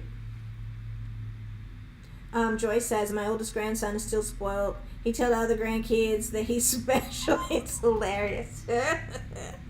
Oh, yes, we still have these debates in my family as old as we are. Who's the favorite or who was? And the good thing is that everybody thinks they are. I just know I am.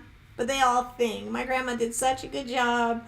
My grandparents did such a good job that everybody believes that they are. I just, yes, individually we were drawn to support Meghan. When I saw she was dating H, I said, oh no, I started praying. Oh, you had a premonition already that, for people who were early and have long life watchers of the family, they understand what the media did to his girlfriends, his other girlfriends. Looking in their medical records to see, whatever they were looking for. I'm not even going to go down that road. But they invaded I don't know if it was Cressida or the other one, I can't remember, but he seemed to really like Cressida. And she was like, "Nah, not today. I can't do it because that was a lot. Imagine having to go through it. Like, she breathed wrong. Oh, this baby, that bump slipped. Like, what? Like, nah, that's some AI, or that's somebody making. Before AI, we still understood how to manipulate photographs. Ask me, I can tell you. I was a photography student. Photographic manipulation has been a thing since photography was a thing. So we also understand that she wouldn't have been able to marry in that family if there was something, right? Because, yeah, ... for A, B, C, through Z times 10 times 100. We understand that wouldn't have happened. She had to be squeaky clean.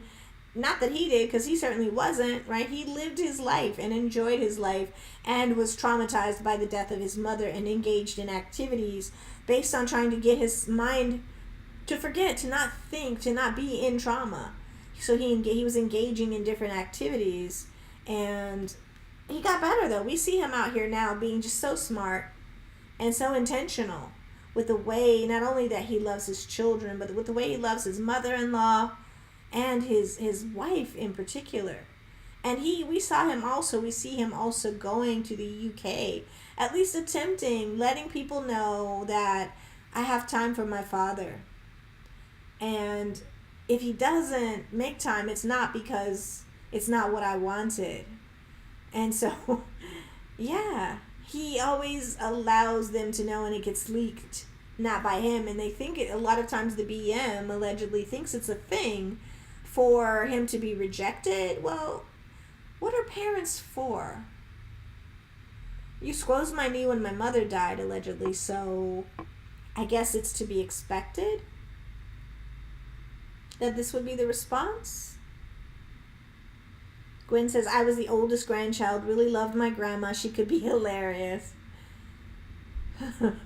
Yeah, it is just, we see them, like, you can see she's a nice girl from that picture. She couldn't smile like that likely if she was. It's like, this is my favorite. Megan's graduation playlist. The first one, that's my song. TLC No Scrubs. I love that song. She was also Backstreet Boys, Ricky Martin, and Britney Spears fan. Baby One More Time is Britney. Ricky Martin, Livin' La Vida Loca. And I Want It That Way by the Backstreet Boys. But TLC is number one, No Scrubs. I still love that song. I don't know that a lot of men have traditionally liked that song. Men, you can put something in the chat and say whether or not you enjoy the song No Scrubs. I guess it depends on how you live your life. But when I was coming up, that was an anthem. It was kind of like Kendrick. Guys know I'm a Kendrick head, right? It was kind of like Kendrick's song that's out right now.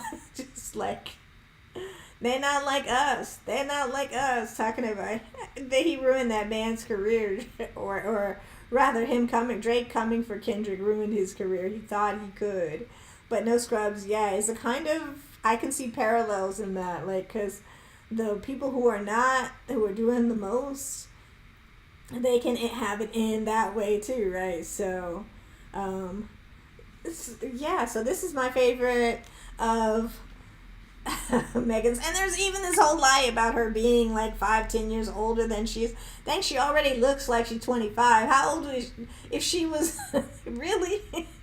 So we have photographic evidence, we have prom queen, we have yearbook, we have, pick anybody's yearbook, right? You can find these pictures of her every year. So it's just we will try and figure out ways to birtherism her, like they did with President Obama. You're not from here, or you're really an old woman.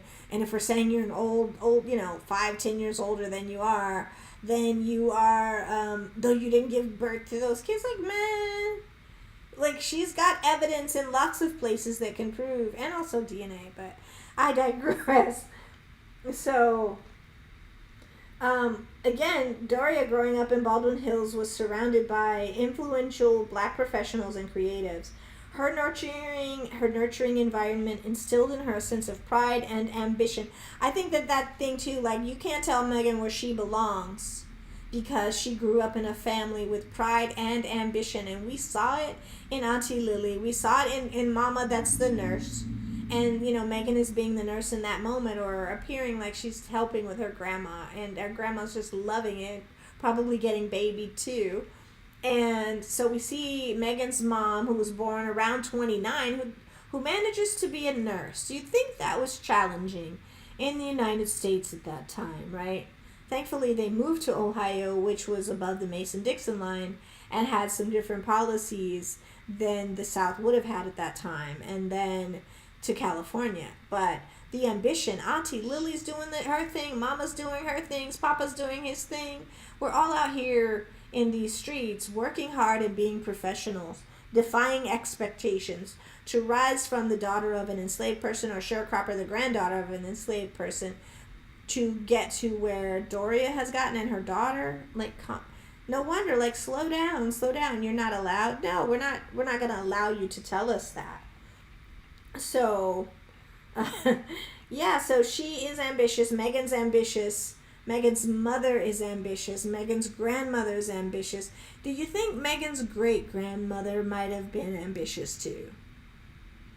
Right, and then we see Doria defying expectations also. And I will say, even in her marriage to him, doing it in an untraditional way. And then Megan goes on to work on General Hospital for, an episode. And her mom was a makeup artist also on that set.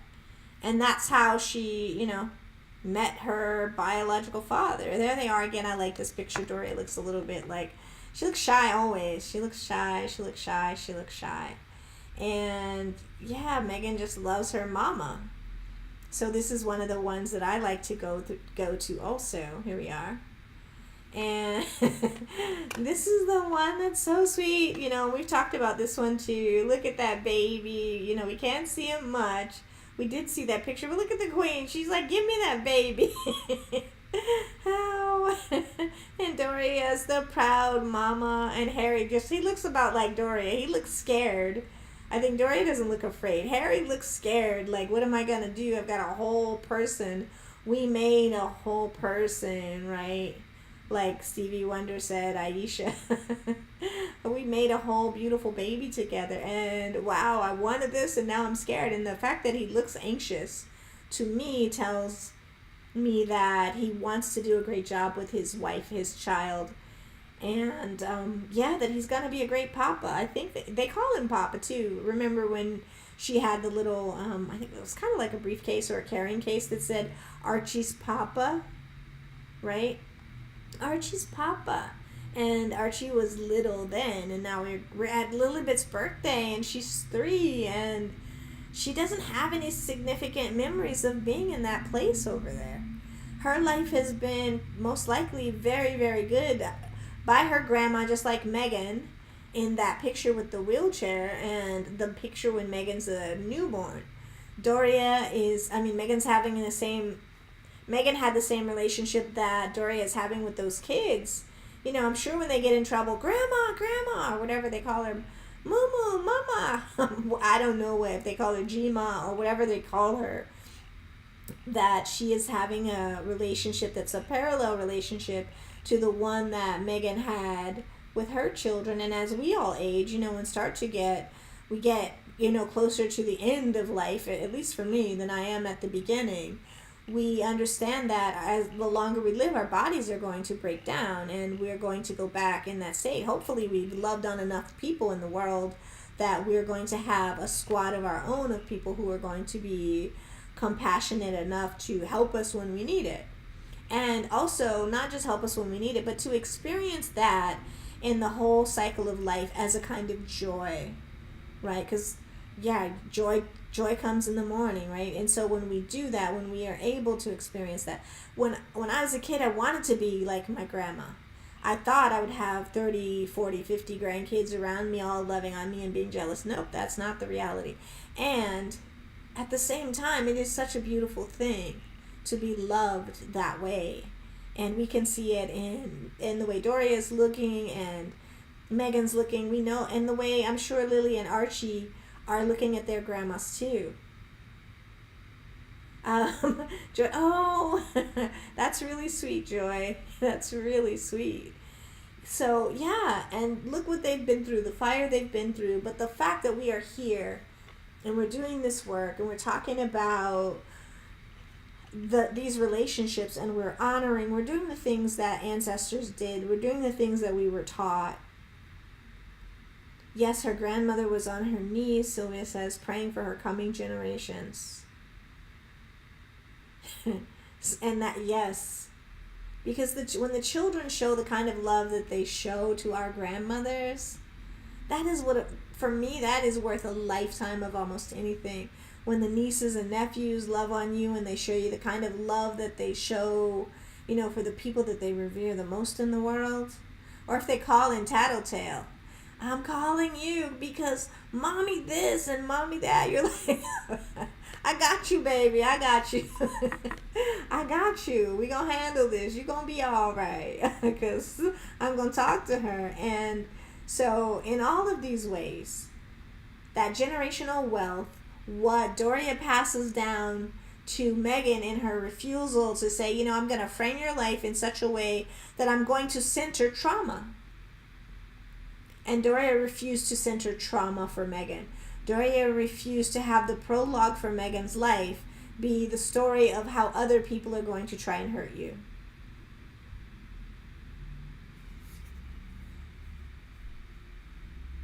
What? What did I say? The invisible princess will fake. Oh, Mary, I thought you were for a troll princess.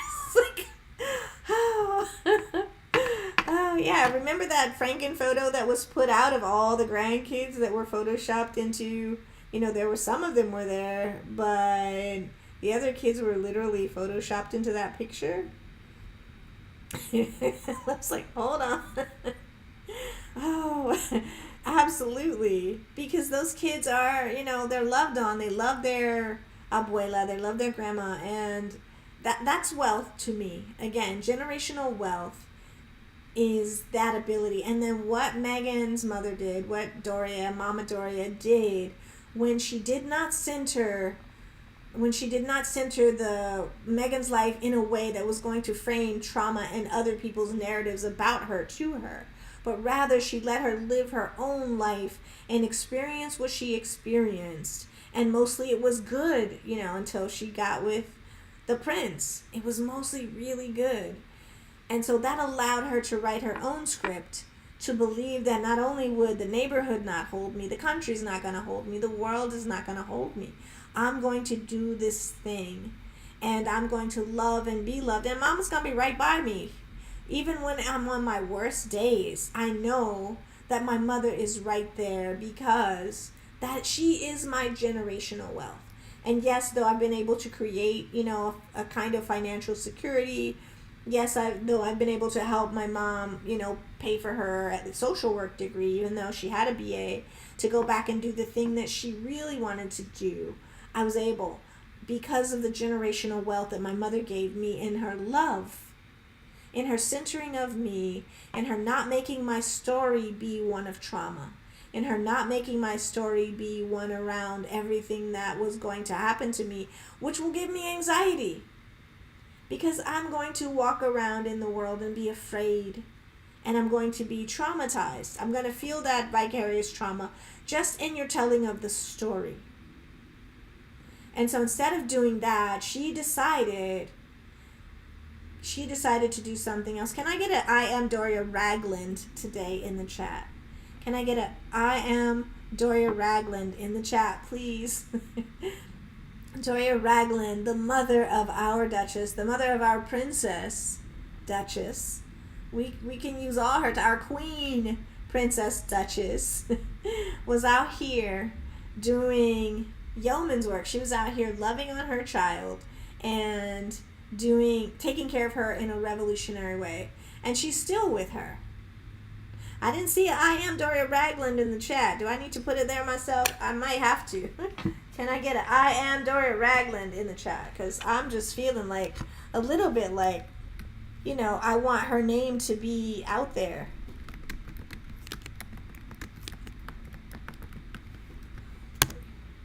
So we'll see when it comes up eventually. Yes, because Doria Ragland is responsible for our Princess Duchess. And the way she decided to love her, the way she decided to bring her up, the way she decided, I'm going to center you. I'm not going to center all of the stories and all of the negativity and all of the things that have happened to me and my ancestors, even though you're going to hear these stories. I'm going to let you write your own script. And who would know that you would be on the #1 most streamed show in history? And that's because of you, right? That is also because of you. So when she centered her child, and she does, and she did, and she will continue to as long as she is able to be healthy in this world, and probably even when if she lives long enough to get to that point, she will still center them in her mind. And Meghan will know in her eyes that her mother is centering her, and thank her, because she wouldn't have been able to get, thank you so much, Prudence, yay. Thank you so much, Gwen Daniel. Thank you so much, Sylvia Foster. Thank you so much, Joy Anderson. Thank you so much, Connie Balmer. Yes! I feel like, have you guys seen, was that the 5 heartbeats? I feel like going on. I feel like going on. Yes, like I feel almost like there is a kind of spiritual presence in the chat today. And yesterday it wasn't the best. Today I feel a kind of spiritual presence in the squad today.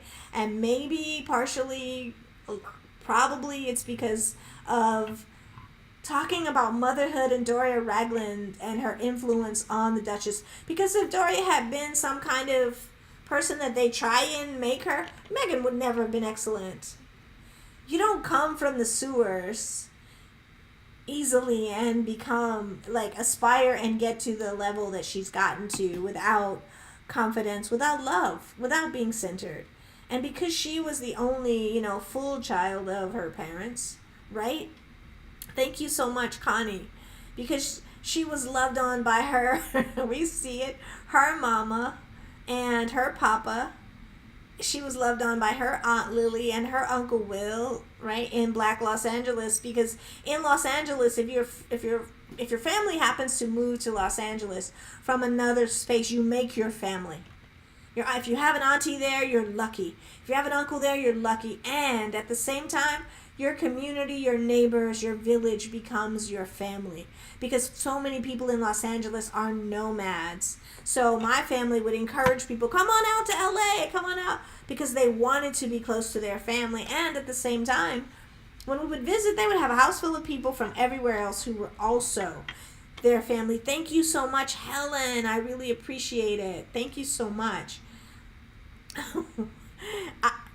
That is the story, right? If she's well enough to be working behind the scenes, that is a story of, when we finally get the answer, we gonna get an answer, right? Those kids are not gonna stay babies.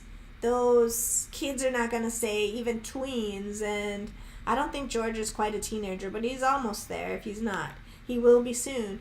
And kids, if you like kids in my family, kids are going to talk. So when we find out what's happened, be it, an alleged divorce, be it an alleged, sickness around cancer or pre-cancer, if you will, stage 0 cancer, whatever it is, when we find out, we're going to find out. And hopefully she's going to be okay. Hopefully they're not going to tell us some story in a year from now, because it looks like they think they can hold off and not tell us. This kind of said healthy royal family are weird and maybe playing sympathy card through her. Could be. And the ironic or the interesting part of that is when TMZ was about to tell, I want to know what they have. Do they have, and TMZ even though they never told us what happened, you can bet, BM, British media, BM, you need to recognize that TMZ got reporters in them streets, camped out, living, photographing, watching. They will reveal whether you understand it or not. They have long lenses, and eventually when they get time and they get tired of whatever the narrative is, they will tell us, yes, she's been battling the C word for a long, long time, just like you guys said. Yes, there has been an affair in these bushes. Yes, there has been, or what happened at the house at Christmas time when we saw the ambulances there and there was never an explanation. We haven't seen her. We have seen Charles. We've seen King Charles quite a bit. And at the same time, when Harry went, I don't know that he even discussed it in the media. I don't think he has, because it would have been pretty much front page news whether or not he saw her. But all the media reports, the BM reports that keep coming out, you guys know that emoji, that BM emoji for the British media, the one that's like brown and looks sort of like ice cream, but we know that it's not. The BM media wants, what's going to happen if it's not what they say it is, if it's something tragic? What happens as a result in media? Do the newspapers crumble? Do the tabloids crumble? Because if it is their job to report the news, the tabloid, the salacious news, and we know they're there and we know that there are these contracts, what happens to the tabloids as a result of the princess if there was something else that was sinister that happened? Mary Manicani, Kate didn't look well even before she disappeared. I believe something is very wrong. And the palace is playing for time. That's what it feels like to me. And, I think most of us are in our corners and we think what we think. And, yes, and that was also, yes, Gwen.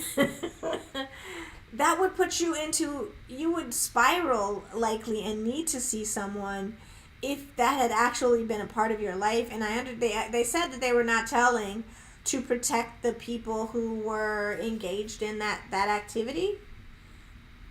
So, and we see it in the U.S. a lot, and I'm sure all around the world today. Like, these girls don't think that's anything to go make money like that, if you will. And I see something. Oh, Connie, thank you. Oh gosh, you guys are so great. You guys are so great. Look at her. Love the hair. Love the purple and pink. Megan's favorite color, pink. Oh. You guys, thank you so much, Connie. Thank you so much, Connie. Thank you so much. Every time I see you, you're always commenting in the chat. You've been a day one. And I remember, let me say this just in general, Connie. I remember hearing your name in different podcasts that I've listened to over time. And your name was said with such reverence, just in general, not just yours, but I'm talking to you. Your name was said with such reverence that to this day, when I say your name, it's always Connie Balmer. When I type your name in the chat, it's always all caps because this is the way I hear your name. And yeah, you were day one. We were just we still are very young. We're not even 2 months old yet, right? And almost every day, there's always a message from you, and that really feels good, Connie. You've been a supporter. And all of you who show up in here, you mean however you can show up and support, it really means a lot. If you type, if you chat with each other, if you chat and you say names like I am Doria Ragland, I am Meghan Markle, if you write comments, however you support, if you take polls, I put up I think 4 new ones in the community post today. Thank you so much. You guys are amazing. And again, I had a really bad day yesterday, and so I was just over. That's why the likes help too, but the trolls are always in my face, and it's just really, you're on the screen, and they come a lot of times after, and they bombard the chat, and it's really, this is what we're doing in here? Y'all ain't try to say nothing inside the chat. But here y'all go with y'all's garbage saying nasty things after you have a wonderful, you guys know I'm human, so I'll say that. So just wanted to acknowledge Connie and all the day ones and all the people who are day 45 or day 55, wherever we are at this point. When you guys show up, it means so much to me, because this is my safe space. This is my happy space. And I've been wanting to do this for so long, and I, like, the anxiety that I have is real. And you guys, every time I click to get on the pod, there's always someone there, and I will talk to myself until someone shows. And as soon as I see the first hello, it lights me up in a positive way. So I don't think that we love on the squad enough, and that's why in this pod I talk about the members of the squad so often, as well as Meghan. It's because I want it to be your channel, and I wanted to be Meghan's channel also, and shine a light on all these wonderful, this is why we're here, this is why we do this thing. And, Tina and Michelle, that was one of my first, and I meant that podcast. Like, I felt so much joy doing that Tina and Michelle podcast, because Michelle is always there with the fire, and I'm like, oh, I miss that. And whenever I need a dose of Michelle, I go on Apple Podcasts, and I say that quite often, I think. For those of you who are undoctrinated in Tina and Michelle, Tina brought the receipts. I mean, they both did, but Michelle brought that fire. Like, Michelle is the one you don't want to mess with. Like, on no day, Michelle always has time and and language. And so, anyway, I just wanted to say thank you so much. Oh, you're welcome, Connie. And I absolutely mean it. Hey, Novi. I missed something. You remember when Kate attended Rose's party without Will? Will wants to get... Oof. You don't think she will? I mean, if somebody don't want you... And there's that flip side of that. Like, I gave you 2. I gave you 3. I gave you 3, 2 spares and an heir. So I've been in this thing since we were teenagers. I'm not going in easily, because I'm going to be queen, which I think there can be, if it were me, I'd probably be like Deuces. But I have that thing that's not always great, where my mom would say I cut off my nose, and it's not necessarily the best, but so it seems really odd. Beloved daughter, yeah, that's wild. And Prudence says those trolls are a bunch of plagues. No good squaddies are coming in the chat with it. I know, and it just, and we don't should on each other. We don't say I should, I ought to, because we're human. And we get affected by negativity, and I admire people whose bodies are built to withstand that, who get energized and they can laugh, or they can, for me, I just don't work that way. I've been working on it, and I just, when people are cruel, when people are mean, I don't like it, and it makes me feel a kind of way. And so I want to help build a community with you guys, and that is going to be a positive community. And they don't, typically, it's not typically every day where I get affected, and maybe they feel good, but then here you all are, and we're doing this work, and we're talking about a wonderful, lovely, loving mother named Doria Ragland, who raised the most lovely, loving child, who you have hundreds of thousands, if not millions of people, probably millions of people who are willing to rise up in her defense. And partially, originally it's because, for me, I've experienced that kind of thing before. I recognized that trauma. And then when I got to know the person, or, like Harry says, they think they know us, not speaking about the squad, but he was talking about media. They think they know us. Like, the what I've seen and the criticism of her is so silly. It doesn't even make sense. Like, I was scrolling and saw, like, someone put fart noises, if you will. I'm like, this is like so 4th grade, and I don't want to insult 4th graders. He never wanted her, she knew, but reneged on the agreement when Meghan appeared. That was an interesting story that Harry told, and I think there's a lot more to tell in that book Spare that he could have said. He could have said, the dog bowl was enough. I was like, poor Harry. Harry's in the dog bowl. So, and he had enough presence of mind. He had enough self-control. Because can you imagine what the story would have been had Harry, there's no telling what could have happened, the repercussions. I'm calling whatever agency on you because you did that thing. Gwen says the kids will suffer in that yes. Absolutely. And I can't imagine that they're not suffering now. Because whatever it is that's happening, it's happening in a space where they're not effectively being protected, I think. So on one hand, they're not around. We don't see them. Does that mean they were pulled out of school? Are they in school? We see George every once in a while. We hear that the dad missed a birthday party or something. And so it's interesting, right?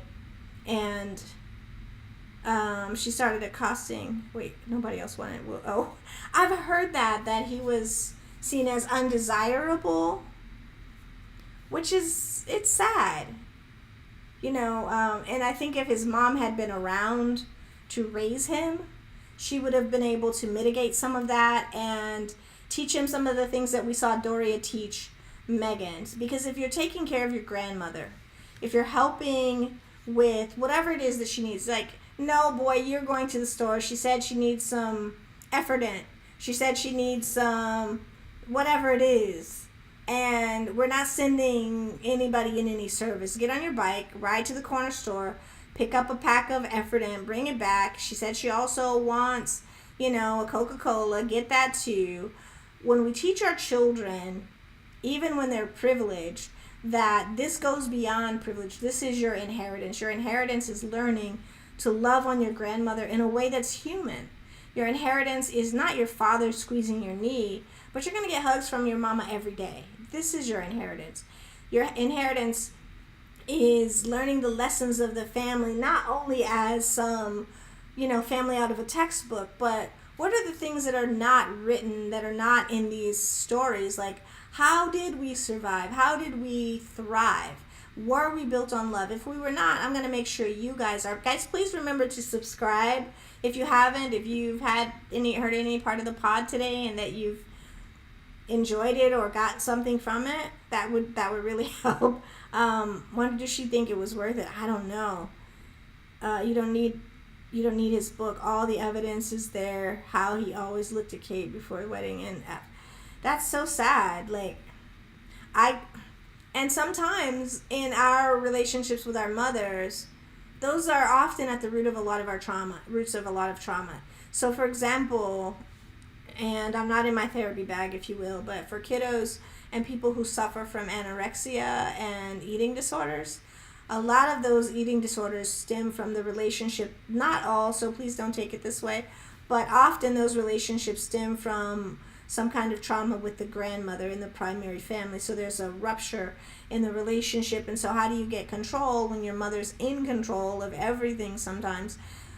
Not always. This is just something I've noticed, that people will use food because it's the only thing often that they can control. So we also, in my mind, I saw her looking pretty rail thin the last time. And I wondered, is this an eating disorder that she's dealing with? And if it is an eating disorder and you had to have surgery as a result of it, then your body's going to be a lot weaker. You're not going to be able to show up, and your body's not going to be producing the fat that you need, the enzymes that you need to fight off lots of things, especially pre-surgery. So I don't know what part of the narrative is true. And then I also harken back to the dog bowl incident, and I think about Harry ending up in the dog bowl. So when Harry ends up in the dog bowl, that also tells me that there's a predisposition to not just emotional violence, or that there can be allegedly, but there's also a kind of physical violence. Because if you're pushing me in the dog bowl, am I the only person that you've pushed in the last 10 years? If you so easily go to physical violence, who else has been harmed? Has there been anybody else? Have you threatened? Is this the worst of it? And I know that sibling violence, we also often leave our violence for our siblings, and we have things from childhood that still comes up in families when we're around our siblings. So it could be that, and it also could be 100 other things, right? So it's sad that if her mom raised her primarily to think that and to be that way, and we see our girl showing up in a way that's loving, and like Mary's saying, that Meghan showed her such compassion even in the yeah, she did, and she does. It's really a sad story. She didn't have Harry to fall back on after he married beautiful Meghan. And if you're dependent on this person because your person isn't loving you the way, it can be heartbreaking. And then especially knowing that he loved that show and he was like, oh, can't be her because she's that girl. You know, Meghan was on the show That Girl. That's who her character was. She was smart. She was strong. She was compassionate. She was a lot like the person that we've come to know. And so what would that feel like? She wasn't just beautiful. She was, I would argue that it's the other things that she is definitely beautiful. The saddest thing is Chucky in gray suits covered. They're always going to cover, right? They're always going to cover. And at the same time, the Sussex Squad and TMZ, even probably more to the detriment of whatever's happening, you can believe if they're, I read that or heard, not read, that her medical records had been violated or breached at one point. And so with the medical records being breached, somebody saw something. Can an organization credibly print that? I don't know. Hasn't been done yet, but I would imagine that TMZ is crossing their T's and doing the things that they need to do. Okay, Prudence, thank you so much. Yeah, thank you so much. And you have a wonderful, wonderful rest of your day, Prudence. And remember, joy comes in the morning, right? So we have seen these things and we have been able to rise up. And in us rising up, and us, when we pay homage to Doria, a person who is very much alive, who's living perhaps her best life with her grandkids and her daughter, and who knows, she might even have a boo thing, I don't know. It'd have to be pretty secret, but it would be like interesting to find out if she had I'd like that for her, if that's happened. But she always seems like underneath everything else is just this glow of love. She did her job with her child. She did her job. She's doing her job with her grandchildren, and now she's able to live the kind of life that she built. And she didn't center her life around trauma. She didn't she didn't need to. Like, her parents were great people. Her daddy, antique dealer. Her mom, antique dealer is just nothing but, it's an art dealer, right? Antique dealer, you're dealing in a lot of artsy things, and her mother is a whole nurse, and her, so we understand that she came through a kind of family that not only survived, that they also thrived, and that they taught their children to do the same. And when we see those kids, what did Harry said that his grandma said? Sweetest children, right? They're just such sweet kiddos. Lillie and Archie and Lillie, like, they're just such, and I probably will always call her Lillie, just side note, because of that double entendre of her being, her name having at least two purposes, probably a lot more than that, and I will likely think of Aunt Lillie every time I say her name. We saw what they did in the press with when the baby was named. Wouldn't it have been an amazing time to say that also? And I heard a little bit of it, but to really focus on them, the name being a kind of double homage to Doria's favorite, probably one of Doria's favorite people in the world, and also simultaneously, and Meghan's too probably, and then Harry's favorite, because she was the one who, he adored his grandma. Remember during, it was like one of the first Invictus games when Lizzie disappeared and she came like It was so funny on the games when they acted like she'd done this sort of superwoman kind of stunt. So cool. And she did that for her favorite grandchild. So, I mean, I believe that he is, and maybe she had a way with her grandchildren, like I'm sure Doria has, of making them all believe, because in these moments you are the favorite, and so everybody's right. So we understand that he had that relationship with his grandma, and we also understand she's not a young grandma either. She was in her 90s, and her mother was 100 and something when she passed away. So, because Charles was old, I guess. But we see that, and we see it also in a parallel relationship, but I would say that Doria's is probably even, the way she loved on her kiddo, probably even stronger.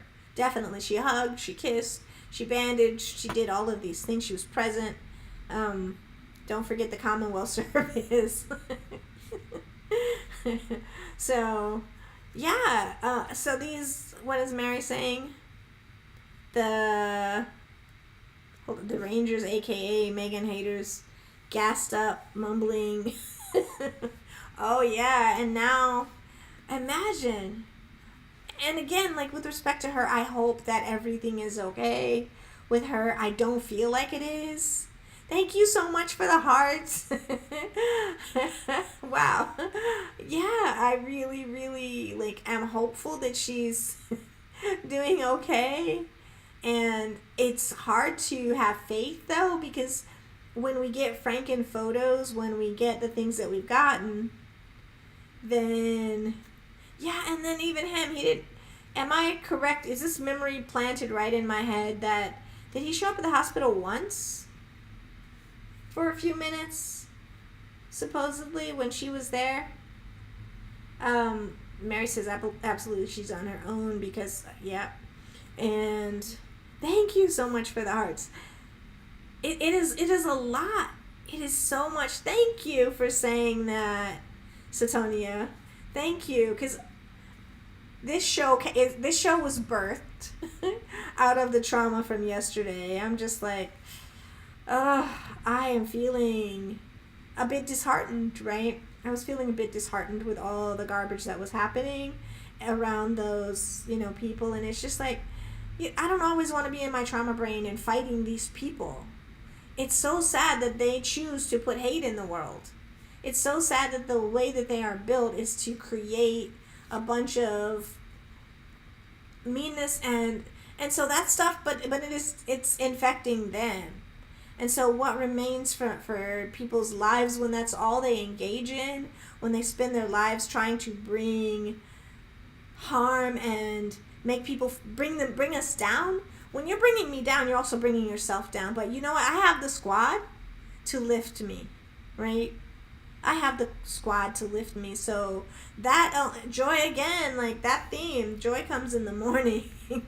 And yes, I do believe that Mama Doria spoils Harry also. I think he talked about some sweet potato. He's had sweet potato pie, collard greens. And it was so hilarious when he was hugging somebody in a kind of receiving line. And when he hugged all the white guys, he gave them just regular dap, like he gave handshakes, if you will. And then when the black guys came in, he gave the traditional Black American kind of bro hug handshake, that all in one, that dual purpose. I was like, look at Harry. He's code switching with handshakes. When I hope not. Yeah, when we think about it. It's so sad that she's gone. It's so sad that she's gone from, and the sad part too also is that they wanted, and one of those channels would never say it's so sad with respect to our Duchess, right? And it's so sad they wanted to have all of that for themselves. Imagine the glow up they would have gotten had they allowed themselves to sit in her presence and to learn from her and to exist around her. Because apparently when Charles met Meghan, he was so impressed with her. She was so smart. She was so funny. She was so polite because she'd been raised. She been raised, right? Those three words, that part, she been raised, so she understands. We saw the picture with her grandma in a wheelchair and experiencing that kind of glee. that we understand that Meghan didn't come up like that. Meghan came up with her grandma and pushing her around and loving on her. And imagine how Lillie and Archie would have treated their great grandma and even Charles and his wife. The kiddos would have been, because they're raised by Doria too, they would have had their lives enriched by being around children who are raised. Children who are loving, children who are compassionate, and who want to help. Like, babies in my family, when they were around older people, what's the first job? Throw this in the trash. What's the second job? 2 years old, they can put something in the trash. They can help. And they enjoy it. Okay, and throw it in the trash. Next thing, fork or spoon or whatever in the sink. Breaking all the dishes. But they can help. 4 years old, I can go upstairs and get my grandma's medicine. That would have been a joy and a memory that would have been implanted. And, they would be learning also and living with people who were significantly older than their grandmother and understanding also this life cycle, but also all of their lives would have been enriched by being around Doria's grandchildren.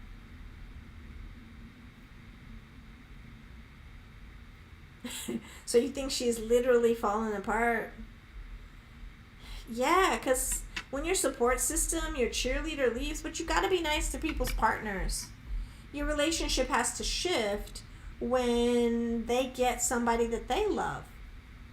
When he decided he was going to be with her, he had we saw it. We witnessed, that letter came out. You guys can take it off the website, but it ain't never going away. And that whole response that we all had around reading it the first time, that's imprinted on us. That's never going away either. That Harry loved Doria's child that much. And he loved Doria's child because this is how she was raised.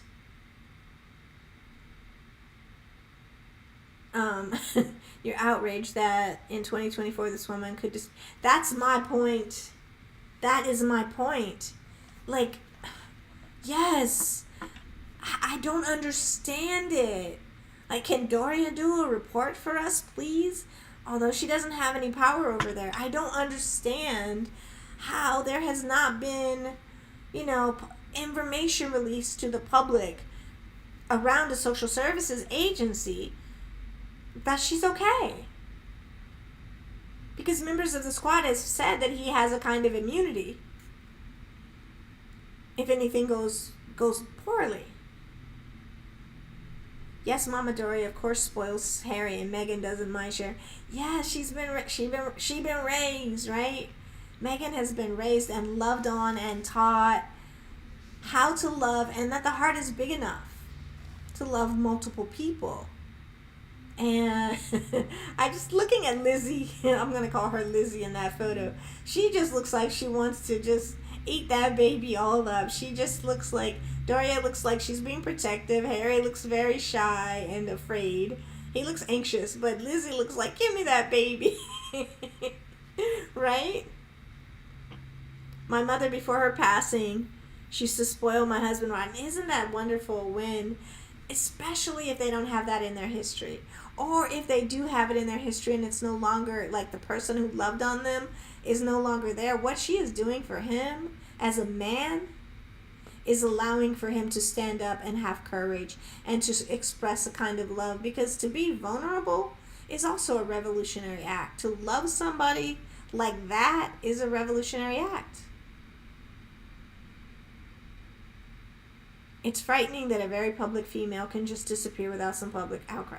I don't understand it either. I don't understand, Freedom of Information Act. I know we have, like, Patients' Bill of Rights. Thank you, Fred Hampton and people like you who came up with these things. And thank you. So, we have HIPAA laws that protect people's personal health records. And if you were a member of that family, it would seem like that there should be a requirement. They said that about Meghan. We pay her. We need to see those kids. But I don't hear the same kind of outcry. I don't hear the same. And it is almost like, can you imagine? Like, this is how I feel. If something really happened, whatever the thing is, when we know that people did nothing about it, that people just sat there and did nothing about the thing that, could have made it better, that's frightening.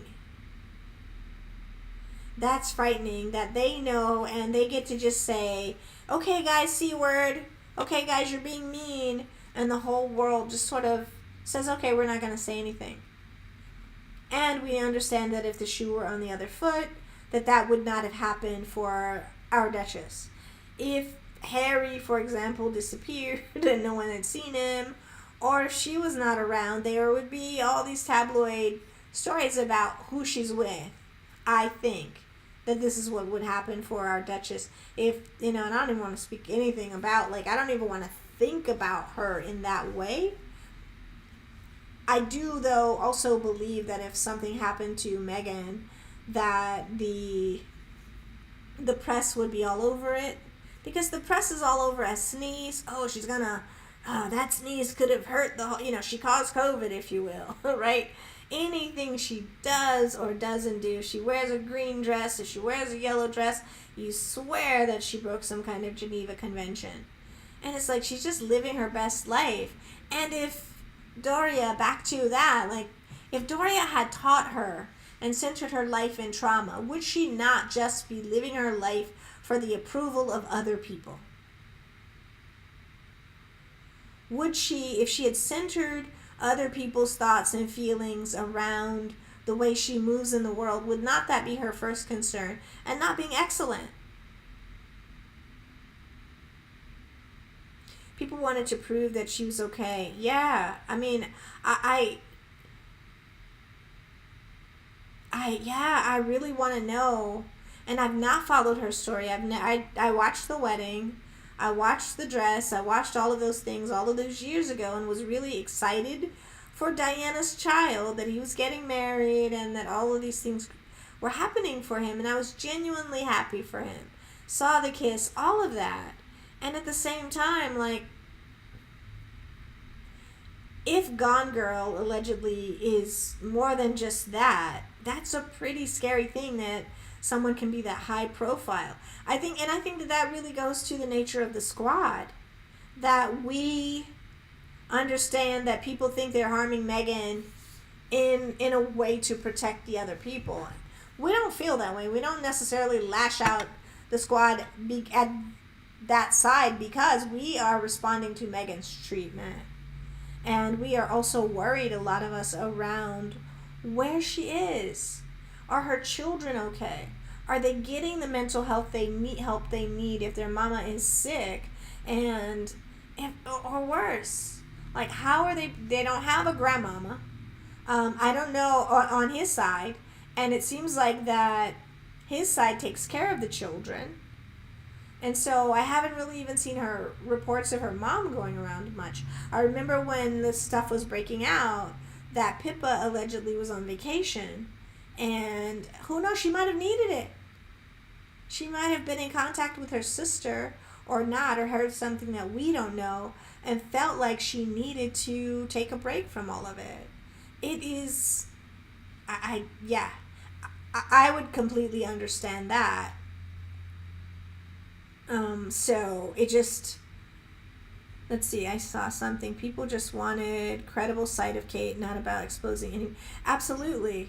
You watched the interview at the wedding and saw I don't know that I watched the interview. I remember watching the wedding and with my own mom. She was excited and liked the lace on the dress, and my mother did. So I don't think I watched. The interviews that I watched had to do around, they were centered on his mother, and then hearing reports of what he said later, the oldest child of Diana said later on about his mother's mental health, and I was sort of taken aback by that. How sad must that be? And, when we were covering the art, the photographic and painted evidence of interpretation of Kate, the thing that came up for me was, you guys get mad at a photograph, of a painting that's painted of her by a person from the UK and Zambia, right? Ethnically from Zambia anyway. But you're okay with them putting up photographs of her that have been so heavily filtered as to make her look 10 or 15 years younger. So because you don't want to see her as she is, allegedly. You want to see her as a 25-year-old person or 27-year-old person without having any evidence that she's aged. And I believe she's a smoker, so often for people who smoke, not all the time, but people who smoke often will have like premature lines in their face. So, the Obama girls better watch out because I've seen both of them smoking. And I worry about that. No shade intended.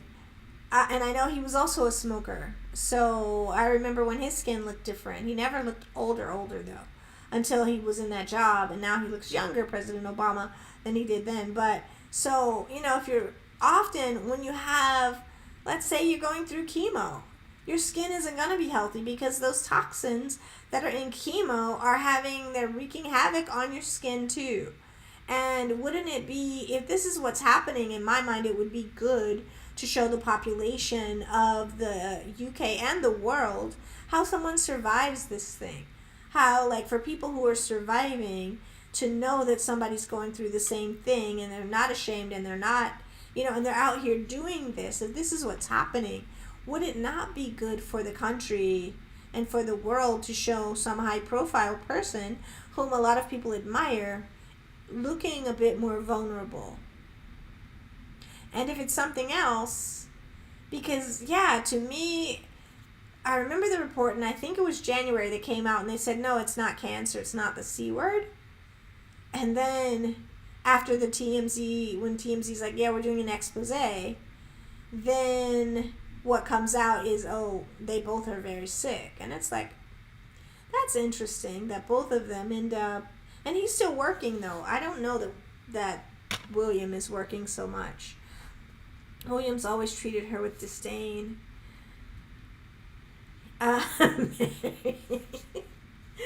Mary. Oh, Mary, you got time today, huh? Yeah, it's so sad. Like, did they want beautiful? I always thought she's beautiful, so... And I think she's just older. She's not 25. She's not 22. And I don't know if she drinks heavily or, I don't know any of those things, but maybe she hasn't taken as good care of her body as the daughter of a yoga instructor and the social, like, avoid these pitfalls, my darling daughter. Practice yoga, this helps. And so we've seen Meghan doing yoga. I've seen her doing different yoga poses, and I'm like, dang, girl, like, I couldn't do that when I was born. And she's, so it's so sad that's, and for him, in my mind, you should be able to marry and love the person that you choose. So you chose her. Lots of us get divorced. You chose her, and you guys vibed, or however you describe it. You guys were good for a while. And then after that, you weren't. So if you're not doing counseling, if you're not trying to get better, are you staying in a marriage that's not going to work? Are you happy? Let's see, Kate asked Will, are you happy? And he glanced at her and looked, ooh. Oh. Siri said it, smoking affects every cell of the body. Yeah. Oh my God. Oh. That's Marshall. I'm like, wait, Mary, man, you came hard this time. Oh, Mary Man's been bringing it today, Marshall. I can't. Oh my, smoking and oh yes. Yeah, I understand. Yes, and that smoking's been a thing, and I think people in Europe, I have never been to France. I've been to Europe, never France, and I understand that people smoke a lot in France, but perhaps it's because they walk a lot more than we walk over here typically, that, the lifespan is still, not bad. So they share those habits. Yeah, we've heard in all kinds of articles and read about the rage, which also can have an effect. Rage on the body, rage on the face, rage on the, lots of things. Nobody stopped him from choosing. That's true. Well, I think Lizzie had an issue with that person that he married in the beginning and couldn't stand her till apparently ever. And so Charles, it's been said that he forced her hand when she's declared whatever title that they've given her that I cannot use. My tongue won't say it. My tongue won't say it. So, yeah, that's... Even when Sweet William married or wed her, he went way to go. I'm way ahead of her. Oh, that's... See, I must not have watched that much of the wedding. But I remember watching it when they came out of the church. And was it at that time? Or maybe it just didn't speak to me, but I understood that her mother had a lot to do with it. And that someone else, there was a love for another person allegedly, and that person didn't want to be scrutinized. Because if Harry's wife has been scrutinized, I don't want to say Harry's wife has been scrutinized. That's one of those articles that just came up in my head. If she's been scrutinized the way she has, would they have gone all in? I know they said things like lazy this and that, but nothing to the level of what our Duchess had to experience, right?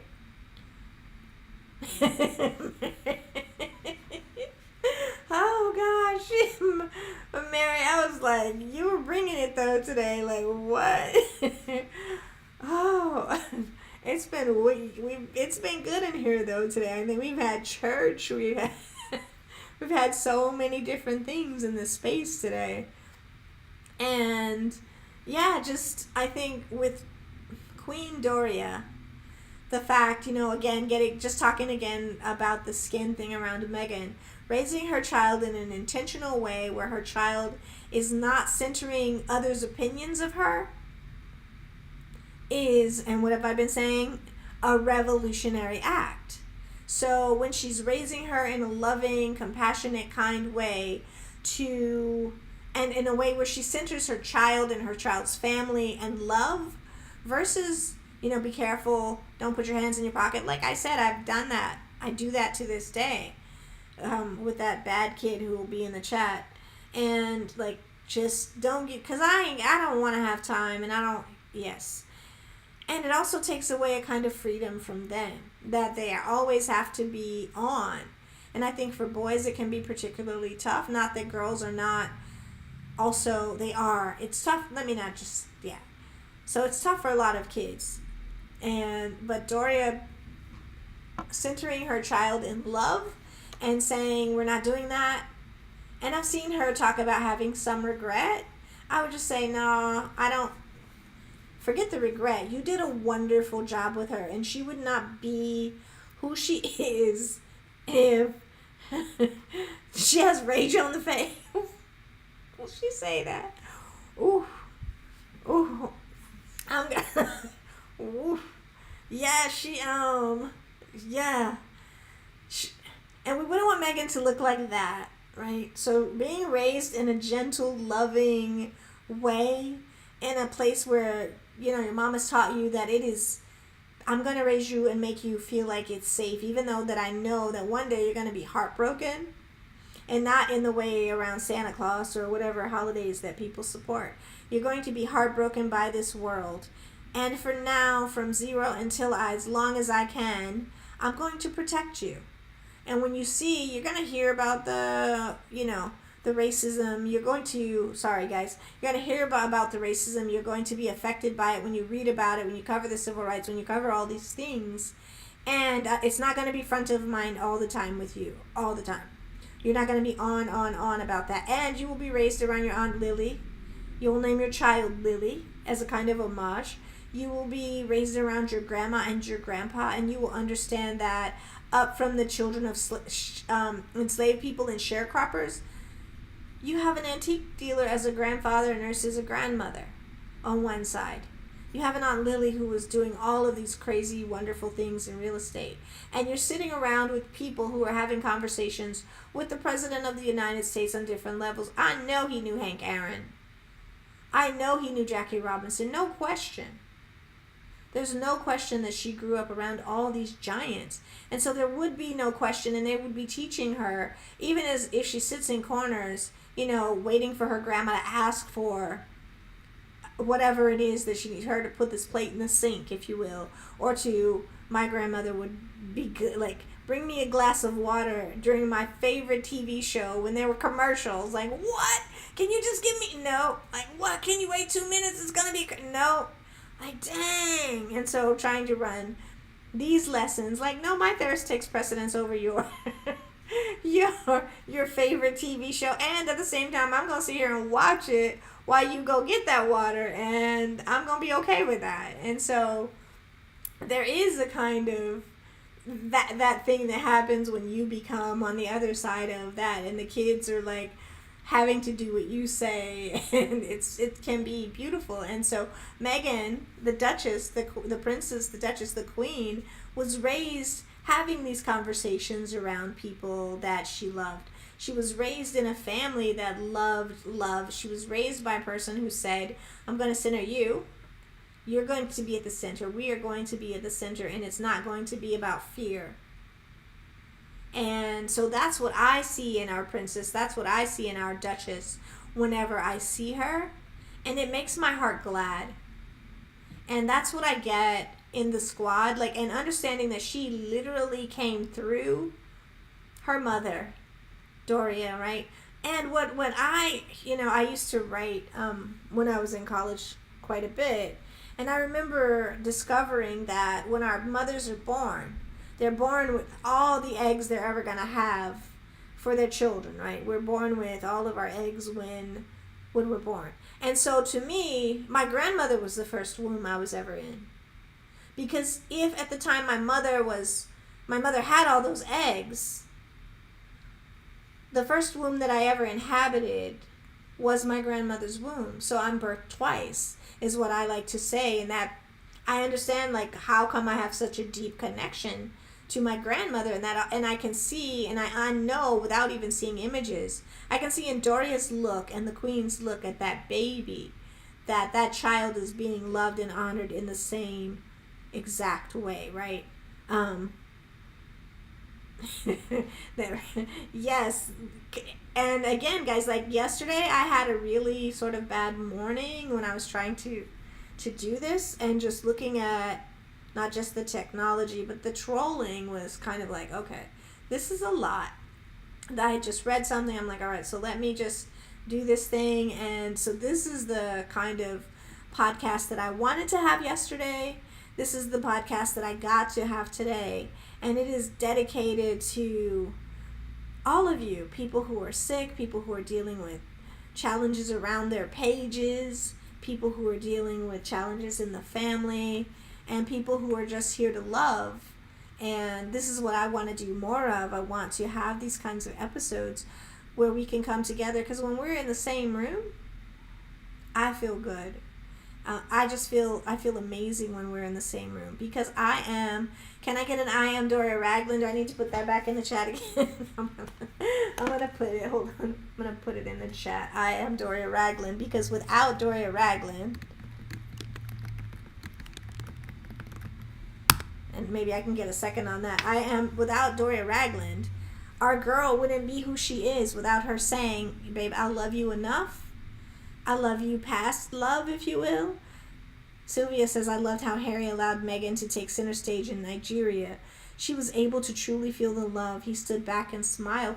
It looks like that picture of him on the screen right now, right? Is that what it seems like to you too?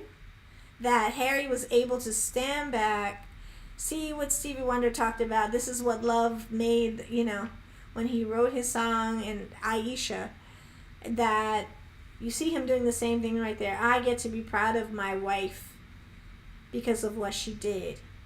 I am Doria Ragland. Doria Ragland is who the episode today is about. And if Meghan hadn't come through her, Harry wouldn't be looking at that baby like that. Like, it was, that woman who made sure that she was excellent, Meghan, in every way possible. Because if Meghan wasn't excellent, if Doria wasn't excellent, Meghan wouldn't have been excellent. And if she wasn't raised with love, she couldn't be the person she is. And when Harry met her, he wouldn't have been attracted to her, right? So I am Doria Ragland. Sylvia, thank you so much. I am Doria Ragland. Gwen, thank you so much for saying that. Thank you so much for saying that. I am Doria Ragland. Oh, so you have your cousin from Barbados many years after she left. And I have to wait until the rest comes up. But yeah, I am Doria Ragland. If you run into my friend Andrea over there in Barbados, tell her I said hi. We were pen pals. But yeah, if Archie hadn't come through, Archie couldn't have come through Doria the first time. Before he, when he came through Meghan the first time, he was in Doria too, right? As that egg. And from the time that Meghan, even before the Duchess was born, before the princess was born, that Doria loved her. That Doria loved her. She's born for studies. It's busy. Oh, okay. Have fun. Have fun. We'll miss you, right? Sylvia said, thank you, Karen. Yeah, because it is clear in my mind how much that Meghan loves her kiddos and loves her husband and all of those things. So, let's see. Thank you for this teachable moment. It's clear that Liz and Phil loved Meghan. Yes. And that is what drove because when I saw them on the train, they looked like two teenagers just being goofy. And that's not something that you can create. Like, that is something that is divine. When she's passing the blanket and the queen is giggling and people are like, we've never seen her like that. That's making me uncomfortable. The queen genuinely loved her, and then Harry's like, I'm going to have to put some protection around her. No, you're not. No, you're not. We're not going to let you.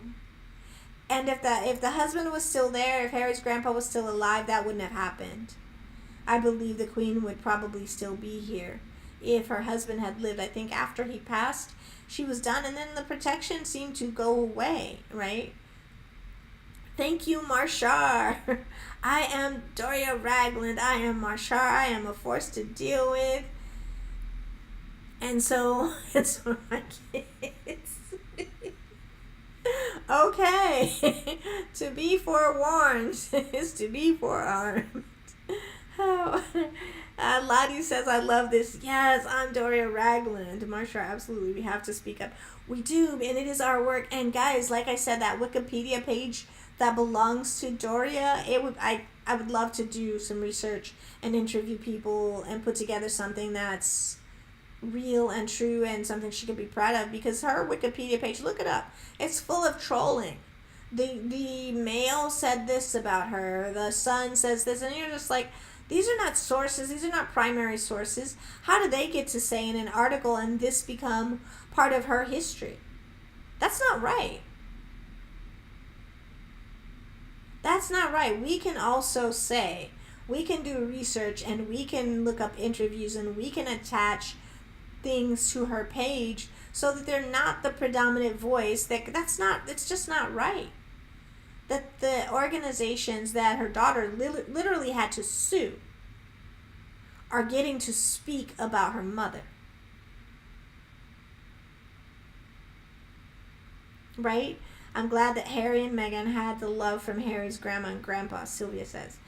Yes, absolutely. Thank you, Lottie, for saying that. I'm so glad that you like this podcast. After yesterday, I'm like, it was just one of those, Yeah, and I'm like, where can I center myself? Where can I find the love? The love is at the base. The love is at the root, and the root is Doria. And Doria's root that she still has, she's still connected to her parents and her aunt and her uncle and her other family members, right? And so when we think about doing homework and we think about getting out here in these streets, as far as talking back to these pages that troll and only print really, really horrible, horrific things. Like, why should they get to say who Doria Ragland is?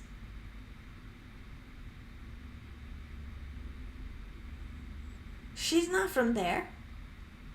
She's from Cleveland. Moved to Baldwin Hills. Baldwin Hills should have something to say. Cleveland should have something to say. Cleveland should be like, over here, Cleveland got something to say. Baldwin Hills got something to say. LA got something to say. Why is it the male? That's triggering for me, that it's the male that is... I'm like, wait, what? Look at these references. Who? The only thing I didn't see was Straight Outta Compton, and I was surprised by that, because we all have seen that headline. And so why do they get to define who she is? Is that a trustworthy news source? Is Wikipedia trustworthy if we understand that they are defining who Doria Ragland is? Is her story true? I would say it can't be. Because you can't have people who don't like you be unbiased in their reporting of you, and they get to attach this to her, to her biography, if you will, her public biography, and his name is right on up there before Meghan's. I'm like, this is terrible.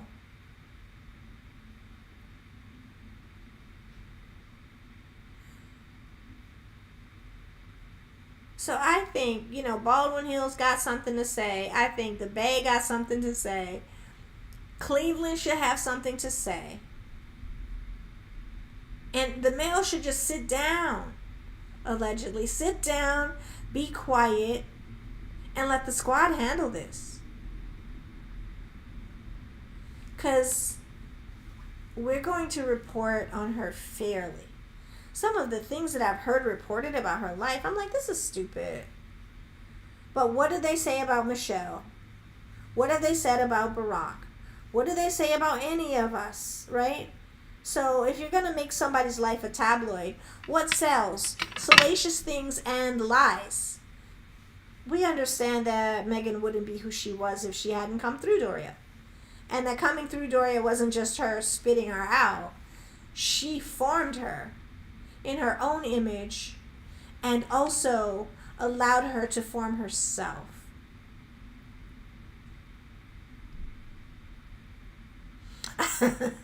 Is that what it was? Oh no. Well, and then karma can be a mess. So if that happened, I had to control got tired of. Oh yep, because that's what happens. They will, like, you can't. I understand, but I understand, like, I'm sorry, guys. I understand on Twitter, because I won't say the other word. I understand on Twitter that if it's a certain kind of conversation, free speech is okay, but if it's another kind of conversation, it's not. So you can get away with a lot more on Twitter, and the former president has not a podcast. He probably will, but he has a site called Parler. If I've never been to the site, but apparently this is where he sends out his information on Parler. So if you want to, I just can't stomach it. So I don't go there. But yeah, so as we wrap up, we've been on here for a little while today, and I'm really, really happy with today. I feel a lot lighter than I did yesterday, and I think it's talking about Doria that has made me feel this way, and engaging with you guys. Like, just our song of the day. If you haven't heard the song of the day, does anybody remember what the song of the day was? If you do, can you put it in the chat? That song, it still makes me cry when I think about that. Sylvia says, I always look up other references. Yeah. And her, it's so hard to find. It's almost like you need to go to Baldwin Hills. You need to, talk to one of her, find somebody that she knows who will trust you to have a kind of conversation. And they're not going to trust you they're not going to trust the media easily, anybody from the media, because they have seen what's happened. Marshall says, I'm straight out of the new hood, the suburbs. We, we gangster because we middle class is paying for everybody. Say that. Say that. Like, just, yeah. And that Baldwin Hills, those people are, they're, the fact that she has had a protective, that has been her squad. I will say that. Baldwin Hills has been Doria's squad. Because the people over there, when the media shows up, nope, not today. Not today, Satan, even. Not today, Satan. You're not coming over here and harassing her. This is our safe space, and you will not come in here and cause her harm. Haven't you done enough? Haven't you made enough money off of her daughter and off of her? With the things that you print, with the things that your, familial newspapers print. Because I think Rupert Murdoch, he owns a whole block of different kinds of tabloids. And so he gets to push his opinion off. I think the people in the UK they believe tabloid news a lot more often, I think. When we say tabloid in the US, it has a super negative connotation. It almost reads as a lie. Like, it's a tabloid, it's going to be sensational, nobody's going to believe it. So tabloids don't have the same kind of power in this country as they do in other countries, especially. And I understand that people purchase, like, still 4, 5, 6, 7 newspapers a day. Like, we purchase coffee, like, they'll spend their, what we might say is our coffee money on newspapers every day. And so it's just a different culture around information. But if you're consuming a lot of the tabloids, and this is what they do, even though you're trying to take in information, all information is not created equal. So thank you. I am Doria Mama. Thank you so much for saying that. Gwen said, enjoyed every moment. Me too. I really did. Today's just been pretty special, and I really appreciate you guys. And you can hear my voice starting to change. Haven't had a sip of water since I've been on. And so I am going to say farewell. And before I go, though, I'm going to show you guys some things and ask you what you think. That's why Meghan loves her mother so much, because she taught her the value of life. Absolutely. So I'm going to show you, let me see, I'm going to move something out of here and transition. So this is something that I created for when we're just talking, this overlay. Do you guys like this overlay? So when I don't necessarily have pictures, I'm like, I'm going to learn this software, which is really not easy, but I figured it out. And so came up with this one. If you like that, can you put a 1 in the chat, please, guys? I really did work hard on these things. Not today, Satan. I'm covered by the blood of Jesus. Get thee behind me. Absolutely. Here's the next one. This is when we're offline. This is probably my favorite, just because I'm kind of I love the sea, so I made this for us, for our space. And so yeah, this one's very like, this is what I needed yesterday. That's probably why I made it. Nobody likes it. No, Murdoch owns a lot of things. That's coming up, Marshar. Don't watch Tubby or Tubi, especially black folks. Oh, okay, I didn't know that. Nice overlay. Thank you. I love the turtle. Calming. Thank you, Gwen. I got a couple more to show you guys that I made. This one I played today. So we're not... This is one that I made. I think it's kind of cool. That's our countdown timer. So I did all of this yesterday.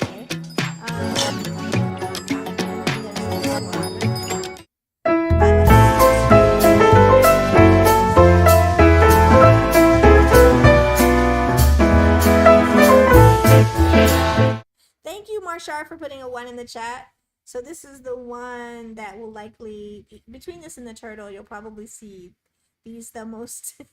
Thank you, Gwen, for putting a 1 in the chat. Yeah, so I was working really, really hard yesterday after that that podcast. Yeah, I like the turtle's my favorite too. I'm gonna take and put that one back on. So there's our friend. And he can live, or the turtle can live for a long time, because they're just so...